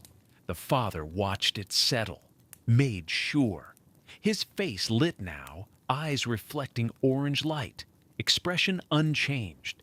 This was not triumph, not relief, just the next thing, the expected thing. He glanced around the circle of sleepers. His wife had not moved, her breathing deep, undisturbed. The children the same, small bundled forms, faces barely visible within layers of wool and fur. Oh, good! He lowered himself back down, pulled the sleeping fur over his shoulders, adjusted his position slightly, finding the warm depression his body had left in the sheepskin. The fire crackled softly behind him. He closed his eyes. This had taken perhaps 2 minutes, maybe 3. He would wake again before dawn, once more, maybe twice, depending on the cold. And in the coldest part of winter, the weeks when the wind came sharp from the north and the stars seemed frozen in place, he might wake 4 times. 5. It was simply what you did. Sleep was not a single unbroken thing. Not in winter, not in a yurt. Not when survival required fire and fire required fuel, and fuel burned through the night at a pace you learned to predict but could not change. Others in the family would learn this rhythm too. His wife already knew it. She had tended fires in her childhood yurt, in her mother's presence, learning the same silent choreography. Now, some nights, she woke instead of him. Rose, added fuel, returned to sleep. They did not discuss it, did not plan who would wake when. The body knew. The cold told you. The boy would learn it soon. He was old enough now, watching even when he seemed asleep, absorbing the pattern. In a few winters, he would wake on his own, reach for the fuel, tend the flame, without needing to be told. This was how knowledge moved, not through words, not through instruction, through repetition, through need, through the 10,000 nights spent inside, felt walls with fire as the only thing between you and cold that could kill. The father's breathing slowed again. Outside, the wind had not changed. The steppe stretched away in all directions, frozen and dark. The animals huddled in their own warmth. The stars turned slowly overhead. Inside, the fire burned. The family slept. And the long night continued, measured not in hours, but in the rhythm of flame, the cycle of waking and tending and sleep, the steady practice of keeping warmth alive until morning. The warmth was not uniform. It radiated from the center, strongest at the hearth, and weakened with distance. The gradient was invisible but constant. Near the fire, air moved and shimmered. At the felt walls, coolness gathered and pressed inward. A family sleeping in a yurt occupied zones. The youngest child, positioned closest to the coals, slept inside a bubble of steady heat. An arm's length away, warmth remained, but no longer enveloped. Another body length toward the wall, and the air began to carry the outside in. Not wind, but its temperature, seeping molecule by molecule through compressed wool. The felt breathed. It had to. Moisture from cooking, from exhalation, from bodies wrapped in sheepskin. All of it needed escape, or the air would turn stale and wet. So the felt allowed vapor outward and cold inward, a slow exchange that kept the interior livable but never sealed. On the coldest nights, frost formed on the inside surface near the door. Thin crystals, delicate patterns spreading where breath met felt, where the barrier between steppe and shelter was thinnest. Families woke to see it, white edges framing the threshold, proof that the cold had reached but not crossed. The felt held. The frost stayed at the margin. The temperature drop was sharpest low to the ground. Cold air settled. It pooled along the floor like water, invisible and heavy.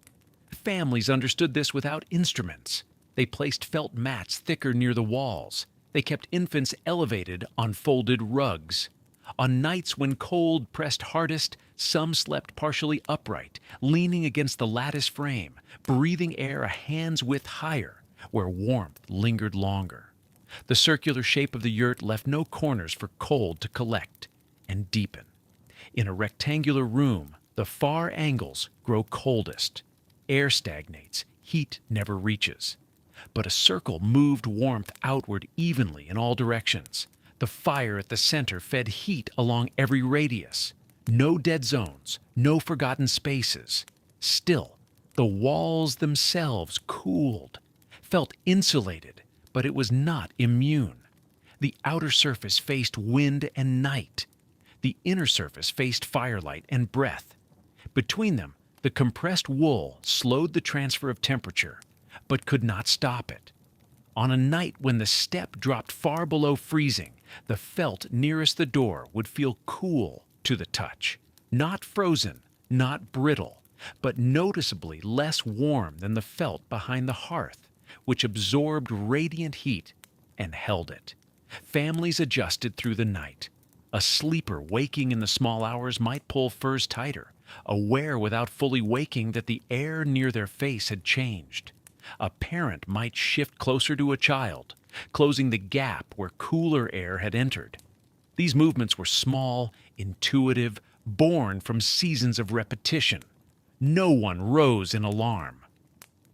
The cold at the edges was expected. It was managed. The compact size of the yurt worked in their favor. 4 to 6 meters across for a family of 5 or 6. Volume determined how much air needed heating. A larger space would demand more fuel, more fire, more constant tending. A smaller space would crowd bodies too close, trap moisture, leave no room for movement. The yurt's dimensions reflected generations of calibration, large enough to live, small enough to warm. Heat moved toward cold, always. The fire pushed warmth outward. The steppe pulled it through the felt. The balance determined survival. Families did not heat the yurt to comfort. They heated it enough that the cold never reached the sleepers fully, that the gradient stayed gentle, that the margins remained just margins. And they slept, knowing the frost on the door felt would melt with morning. Air inside the yurt was always moving, not wind, not draft, but circulation driven by temperature, by the fundamental behavior of heated gases rising and cool air sinking.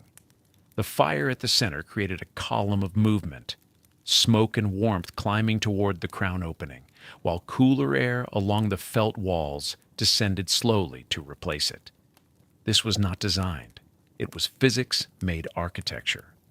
The tonneau at the yurt's peak was not merely a window or smoke vent. It was the release point for a continuous upward flow. Flames heated air. Heated air expanded, became lighter, rose. Smoke, fine particles suspended in that rising air, followed the same path. The circular opening pulled it upward and out into the night sky. Below, the cycle completed itself. Air exiting through the tonneau created slight negative pressure. Cooler air from the edges moved inward and downward to fill the space, not as a gust. As a creeping tide, almost imperceptible, feeding the fire with oxygen and beginning its own journey toward heat. Families lived inside this invisible wheel. They did not see it, but they read its signs. Smoke that rose straight and steady meant proper draw. The tonneau open enough, the fire fed correctly, the air moving as it should. Smoke that thickened and spread meant imbalance. Either the tonneau flap was closed too far, trapping smoke inside, or the fire burned too cool to generate the upward force needed to push it out. Adjustment was constant and minor, a hand reaching up in the dark to shift the felt flap covering the crown. A finger's width more opening if smoke hung low, a hand's width less if wind from above pulled too much heat out with it. The person tending fire did not need to stand and inspect. They smelled the change in air. They felt the temperature shift near their face. They moved the flap and returned to sleep. The fuel itself shaped the smoke. Dried dung burned correctly, produced thin smoke, less dense than wood, less acrid than wet grass. Argol stored through summer and autumn burned cleanest. Damp or improperly dried fuel smoldered and filled the yurt with thickness that stung eyes and throat. Families learned to cure fuel with care, to shelter it from snow, to test it before committing a night's supply to the hearth. When the fire burned well, smoke was nearly invisible by the time it reached the tonneau. Heat carried it upward so efficiently that only a faint haze remained, lit gold by flames below, dissolving into the cold air above. Heat itself moved differently than smoke. It radiated outward in all directions, not only upward. The glowing coals at the fire's center emitted infrared warmth that traveled in straight lines until it met an object, a felt wall, a sleeping body, a wool rug. There it was absorbed, warming the surface. The warmed surface then heated the air touching it, and that air rose, joining the general circulation. The lattice frame of the yurt also conducted heat. Willow wood, thin and dry, warmed where firelight touched it, and released that warmth slowly.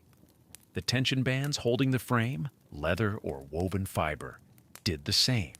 Everything inside the yurt participated in the thermal system, absorbing and releasing in rhythm with the fire's output. Families positioned themselves with this in mind. Sleeping too close to the fire meant radiant heat on one side, cooler air on the other, an uneven rest. Sleeping too far meant less benefit from radiation, more reliance on furs and body warmth. The optimal zone was close enough to feel the fire's presence without being dominated by it, far enough that the circulating air provided even temperature. The felt walls, for all their insulation, also released heat. Warmed air touching the interior surface transferred energy into the wool. The wool transferred it through its thickness to the outer surface. The outer surface released it to the steppe.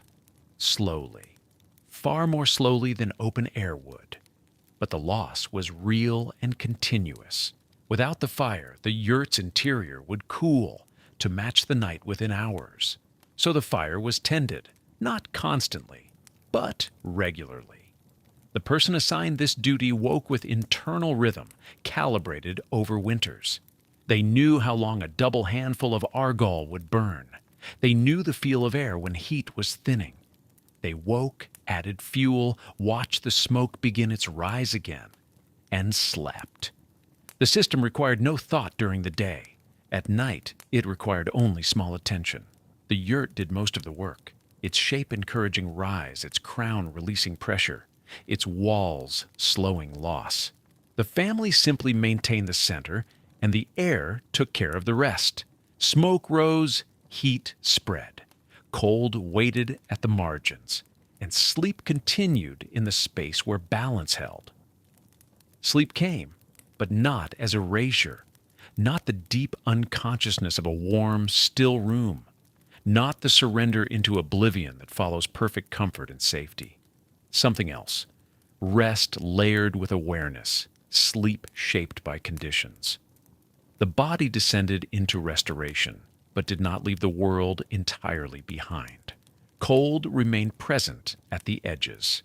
Not overwhelming, not intolerable, but there, a pressure against the periphery of consciousness. The feet, even wrapped in wool and tucked beneath furs, registered coolness. The shoulders, turned away from the fire, felt the gradient. A child shifted in sleep, pulling a sheepskin higher without waking fully. Firelight played across closed eyelids. The glow rose and fell as flames moved through fuel. Even in sleep, the visual field was not black, but amber, shifting, textured with shadow. Wind registered as sound. The felt walls muted its sharpness, but the presence remained, a constant low movement of air across grassland, pressing against the yurt's exterior, sliding around the curved structure. The mind, even resting, tracked this sound.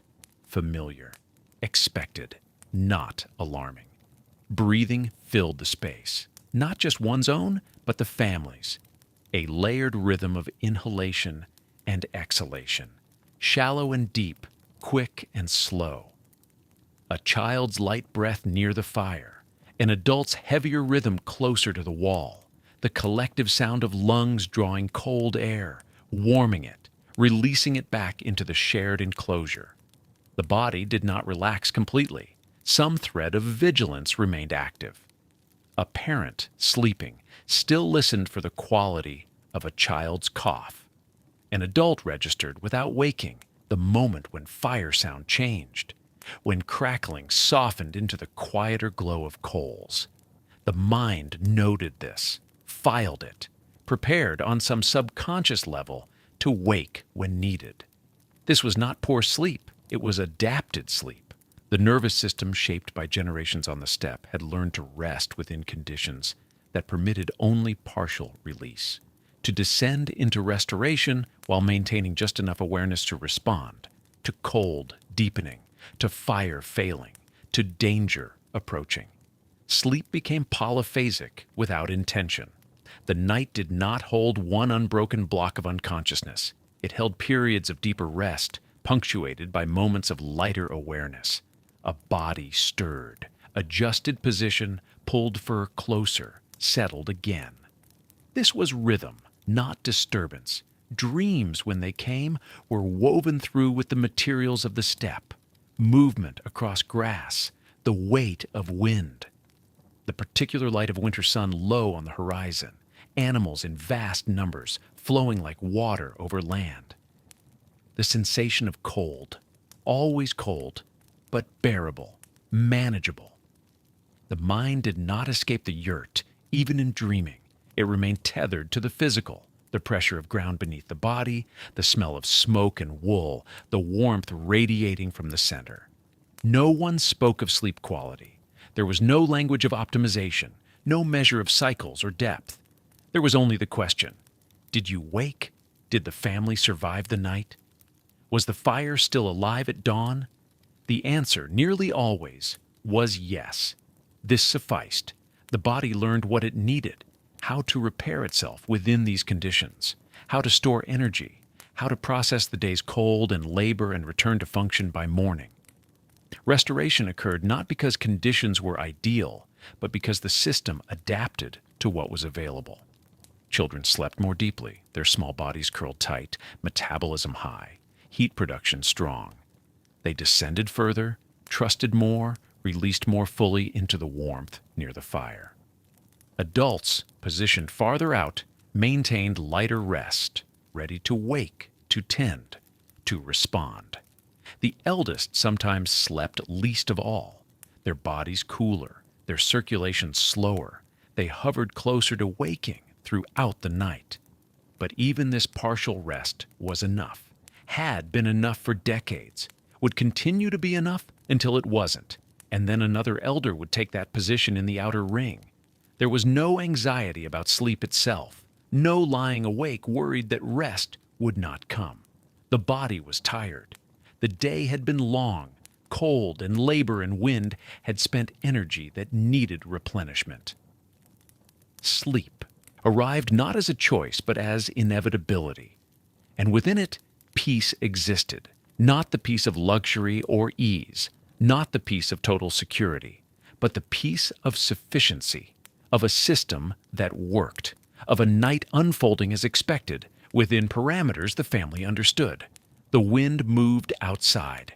The fire glowed within. Bodies breathed in rhythm. And somewhere in that space between waking and oblivion, rest occurred, partial, layered, alert, and entirely adequate for another day on the frozen steppe. Beyond the felt, the steppe remained awake. Wind moved across the plateau without pause, without obstacle, without mercy.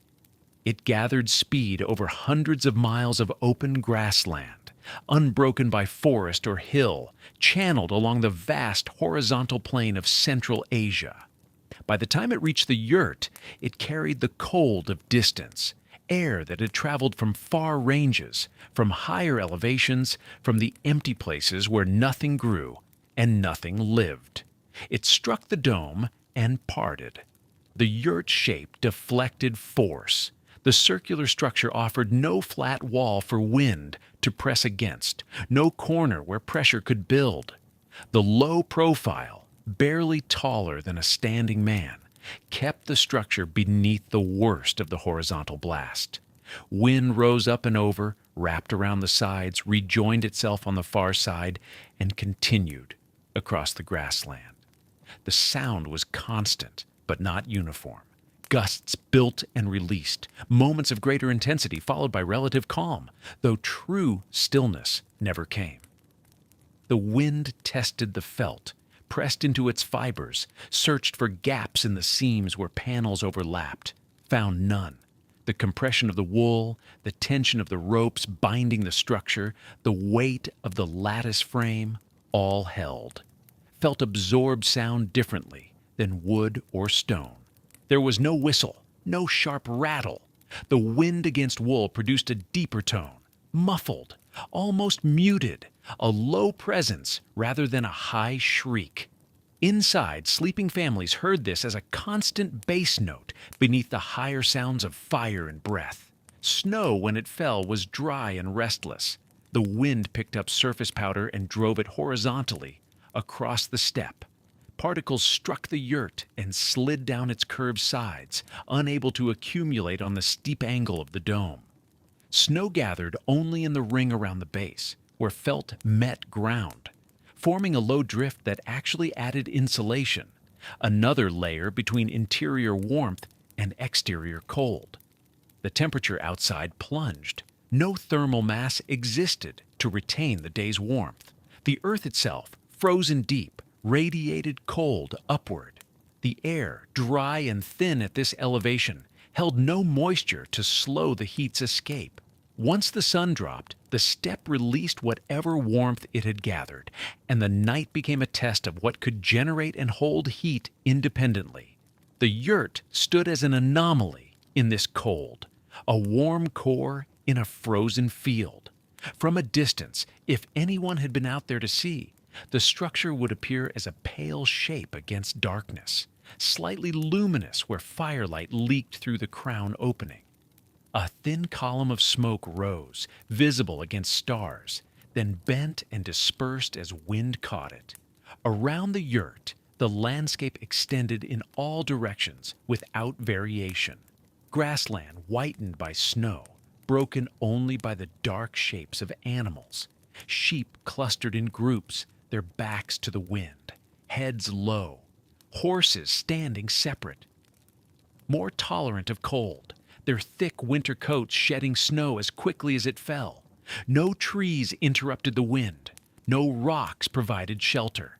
The steppe offered only itself, horizontal, exposed, indifferent. Yet within the dome, warmth persisted. The wind could not penetrate. It tried, pressed and circled and searched, but the felt held. The structure's integrity depended on tension, compression of materials, tightness of binding, precision of assembly. Every component resisted the wind's attempt to separate, to pry, to invade.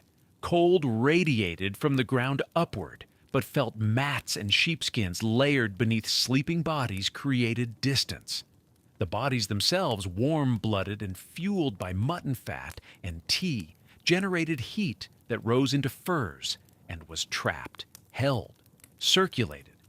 The crown opening necessary for smoke did allow some heat to escape, but the trade was essential. Without ventilation, smoke would fill the interior, suffocating the family faster than cold could kill them. The wind actually aided survival here, drawing smoke upward and outward, creating negative pressure that pulled fumes away from sleeping lungs. The physical barrier between life and death was thin, 2 inches of felt. Perhaps 3, where layers overlapped, compressed wool, animal fiber that had once kept sheep warm on this same steppe, now repurposed to protect humans. The wind tested this barrier all night, every night, all winter. It never stopped, never tired, never relented. But neither did the felt.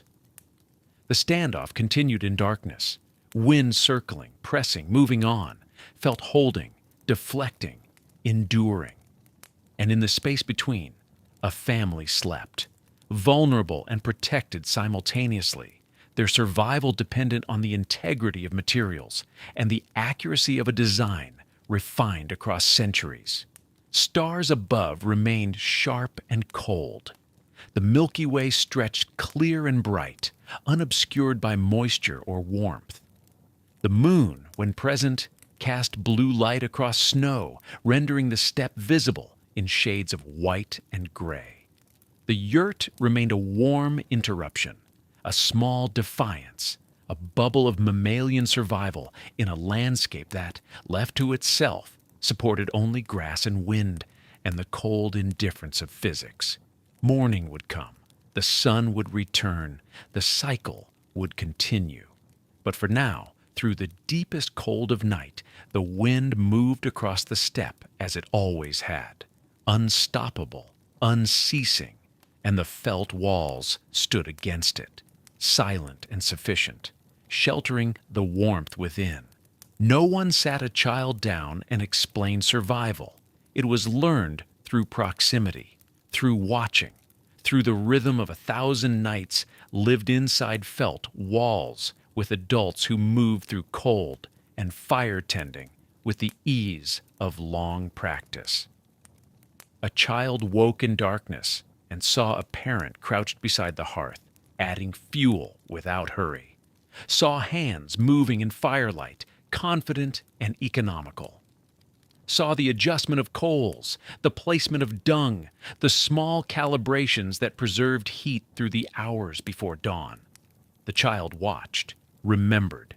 Years of watching accumulated into knowledge.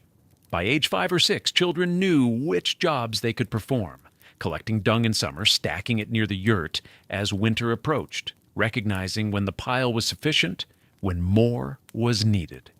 They learned the feel of properly dried fuel, light, compact, odorless. Learned to distinguish it from dung still damp, which burned poorly or not at all. They learned the sound of wind that required extra preparation, the quality of twilight that signaled bitter cold arriving after dark, the stillness in the air that meant temperatures would plummet. Parents did not quiz them, did not lecture. The information simply entered through repetition and necessity.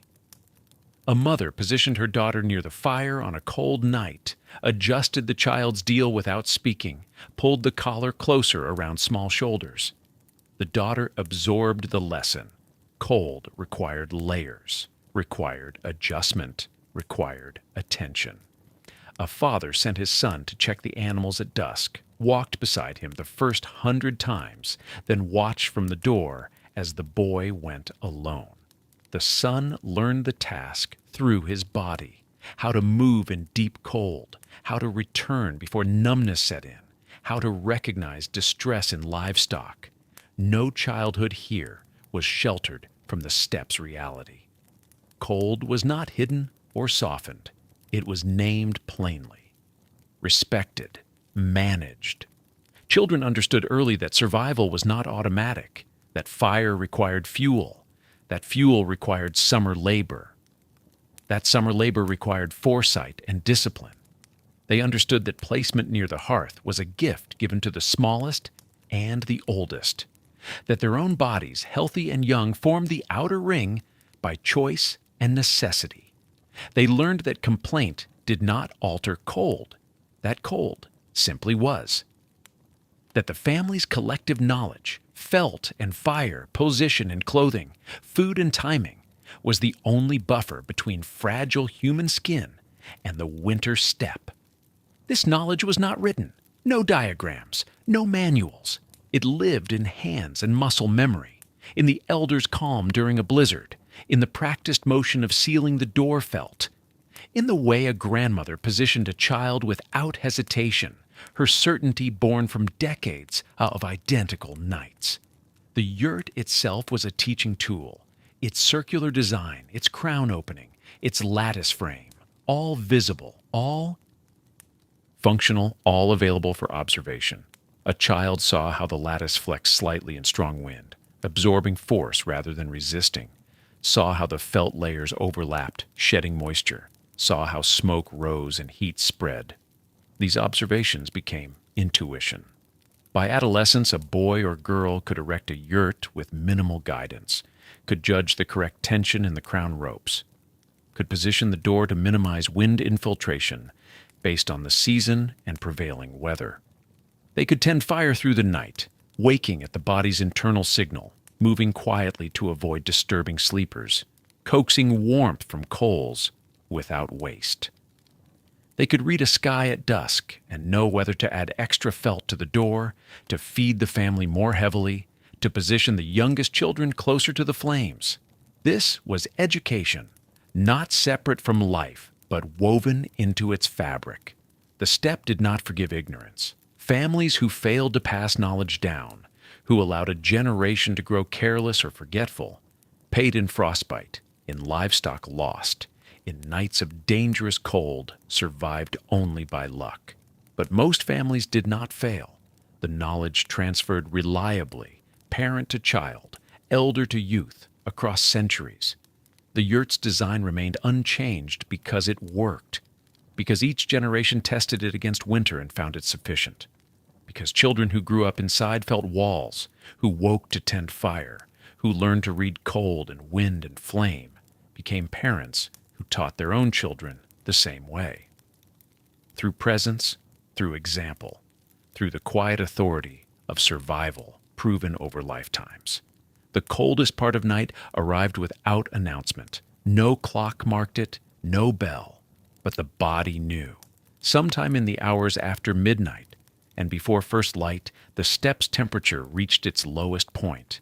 The fire, tended hours earlier, had burned down to a bed of coals. Heat still radiated from the hearth, but diminished now, thinned.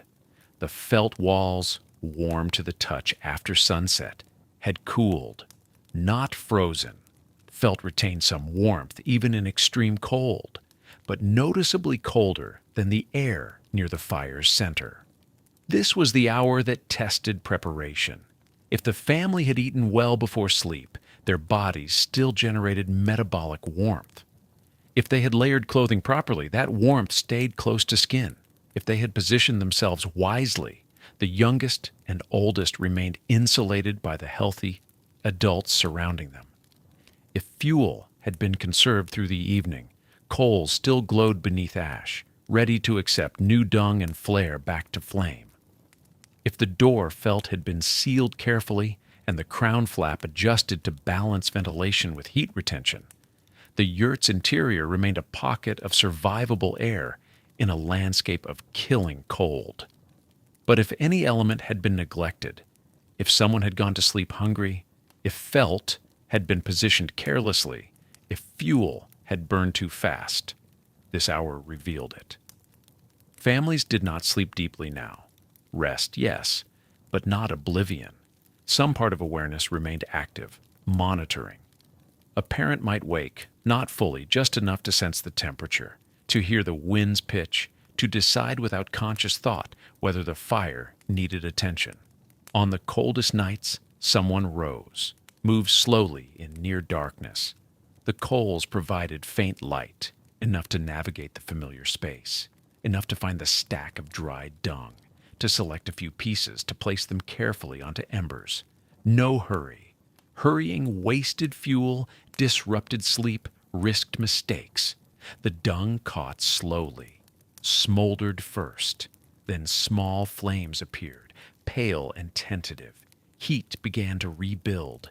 The person who had risen stayed, crouched a moment, hands extended toward warmth, then returned to their place among the sleepers. Pulled furs close, let eyes close again. The fire's renewed presence changed the air subtly. Not dramatic warmth, nothing like midday sun or the roaring blaze of evening, but enough. Enough to hold the cold at the threshold rather than letting it creep inward. Outside, wind continued its transit across grassland. Miles of uninterrupted movement, cold air masses sliding over frozen ground, gathering speed, carrying snow in restless spirals. The steppe absorbed nothing, deflected nothing. Wind simply moved, indifferent and unceasing. It encountered the yurt and flowed around it. The dome shape offered no flat surface to batter against, no corners to pry apart. The wind divided, passed along the curved felt, rejoined on the other side, and continued. Inside, that wind was a constant low presence, not loud. The felt muffled it, but there, a susurration, a reminder of what existed 6 inches beyond the wool and lattice. The family slept within that sound. Children dreamed perhaps of summer, of long light and green grass and horses running, or perhaps they did not dream at all, their sleep too practical for images, their rest purely restorative. Adults slept more lightly, listening, even unconscious, for changes, for the sound of an animal in distress, for a shift in wind that signaled worse cold arriving, for a child's restlessness that meant they had kicked off furs and needed adjustment. The old slept in fragments, waking often, briefly. Age had taught them that sleep came in pieces during deep winter, that rest accumulated across the night in small increments, rather than one unbroken span. But they also knew this was normal, not a crisis, just winter. The hours stretched. Darkness outside remained complete. No moon. Stars too cold and distant to offer light. The steppe existed as a vast emptiness. Land and sky merged into one frozen continuum. The yurt was a single point of warmth and breath in all that emptiness. Smoke rose from its crown, a thin, pale column dispersing immediately into wind, the only evidence seen from above that life continued below. Inside, the fire held. Coals glowed. Newly added fuel burned steadily. Heat radiated outward in slow, patient waves. The family endured. Not suffering, not frozen, not afraid, simply present, simply breathing, simply waiting as humans had waited through 10,000 winters for light to return and cold to ease and morning to begin again. The hour passed, and imperceptibly, the quality of darkness began to shift. Not yet dawn, but the deepest cold loosening its grip. The turning point reached and passed. The family slept on. The sky changed first, not outside, inside. The yurt's crown, the circular opening that had released smoke all night, became the point where dawn arrived before the steppe knew morning had come. A shift in darkness, not yet light, a thinning. The black velvet of deep night becoming charcoal, then iron gray. The wooden ribs of the crown ring emerged slowly from shadow. The felt that lined them showed texture where before there had been none. Smoke rising from the coals below became visible as movement, as substance, pale against the opening above. Cold came with the light, always. The fire at its lowest, the coals glowing faint, beneath ash, heat diminished through the long hours of darkness. The first stirring family member felt it immediately. Not just the absence of warmth, but cold pressing inward from the felt walls, from the crown opening, from the world outside waking into winter wind. The fire needed reviving. A parent rose, movements careful, quiet, others still sleeping, positioned in their circle, visible now in the growing gray light filtering down from above, breath misting, hands emerging from fur sleeves to tend the coals. The process was familiar, known through repetition every morning of every winter. Ash brushed aside gently. The dull orange glow underneath, embers that had sustained themselves through the night, banked and protected. Dried dung placed carefully, not smothering, allowing air to reach the heat beneath. A few breaths, low and steady, directed at the coals. The orange brightened. A thin trail of smoke thickened. A small flame caught, tentative, then committed. The fire began at its return. Light changed again. The interior of the yurt emerged in layers. The hearthstones, the felt mats beneath sleeping bodies, the lattice walls, their diamond pattern now distinct. The stored provisions hanging from roof ribs, the pale wool of sheepskins. Outside, the steppe remained dark, but inside, dawn had already arrived through the crown, carrying with it the 25th winter morning this family would navigate together. No single element kept them alive. Not the felt walls alone, thick as they were, layered and compressed, they could not generate warmth, only slow its escape. Not the fire alone, it required constant fuel, constant attention, and even then its heat reached only so far before cold reclaimed the space. Not the clothing alone, wool and fur and layered deals provided insulation, but without the protected enclosure of the yurt, wind would strip that warmth away in minutes. Not the food alone, though fatty mutton and hot tea fueled the body's internal furnace through the night. Metabolism could not sustain warmth in open air at 40 degrees below freezing. Not positioning alone, sleeping in a circle around the hearth, vulnerable members closest to heat, adults forming outer rings. This helped, but only within a structure that trapped and held warmth to begin with. It was the combination, the complete system. Every element depending on every other, refined through centuries of winter nights, passed from generation to generation, not as written instruction, but as lived knowledge. The yurt's circular shape promoted even heat distribution. Its compact interior meant less volume to warm. The central fire sent heat outward in all directions equally.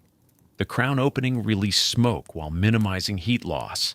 A balance families learned to adjust with the felt flap, reading wind and temperature without instruments. Felt breathed. It allowed moisture from breath and bodies to escape gradually, preventing the dangerous dampness that would leach heat and chill skin. Multiple layers created air pockets, dead space where warmth could settle. Wool retained insulating properties even when damp. Dung fuel burned slowly, steadily. Stored sunlight transformed through grass and animals into winter warmth. Summer's abundance, carefully gathered and dried, made winter survival possible. Nothing wasted. Every resource understood as part of a cycle. The system extended beyond materials. Sleep itself was adapted. Not deep unconsciousness, but layered rest. Awareness maintained enough to adjust position, pull furs closer, wake when the fire needed tending. Bodies learned this rhythm. Children absorbed it by growing up inside it. This was survival. Not as dramatic rescue or individual heroism, but as patient collective intelligence made physical. This night was one of thousands. One family, one winter, one yurt standing on grassland that stretched beyond sight. But the night just past was not singular. It was part of a pattern that repeated across lifetimes. The same family would sleep this way tomorrow night, and the night after. Through the whole winter, until spring softened the steppe and herds moved toward new pasture. The family before them had done the same, and the family before that. The yurt itself might last 15 years, if maintained well, felt replaced as it thinned, lattice wood repaired when willow cracked, but the structure, the idea made physical, remained unchanged. Archaeological evidence places yurt-style dwellings on the Central Asian steppe 3,000 years before this night, perhaps older. The circular form, the collapsible frame, the felt walls, these were not inventions of a single generation. They were refinements across centuries, each family learning from the last, each winter testing the system, each spring passing on what worked. The Mongol Empire rose and shaped continents, then receded. Dynasties claimed the steppe, lost it, claimed it again. But the yurt endured. It asked nothing of politics. It required only grass for sheep, sheep for wool, wool for felt, and families willing to live as their ancestors had. This continuity was not romantic. It was practical. The steppe offered no alternative. No forests for log homes, no stone for permanent walls, no valleys to shelter fixed villages. Survival required movement, and movement required shelter that moved. So the yurt remained, generation after generation. The same. The night has passed. Morning routines are beginning now, coaxing fire back to brightness, preparing tea, checking the animals that waited outside through darkness. The family survived, as families before them survived, as families after them would survive, through felt and fire, through learned rhythm and transmitted knowledge, through the small deliberate acts, repeated until they became reflex. You've spent this quiet time on the winter steppe inside a shelter humans have trusted for thousands of years. The wind still moves across the grassland. The cold still waits at the edges, but the yurt stands, and the family inside it rests. Thank you for being here. Let the steppe carry you now. Let the wind settle. Let the knowledge that humans have always found ways to sleep soundly, even in the coldest and most exposed. Places ease you toward your own rest. Good night.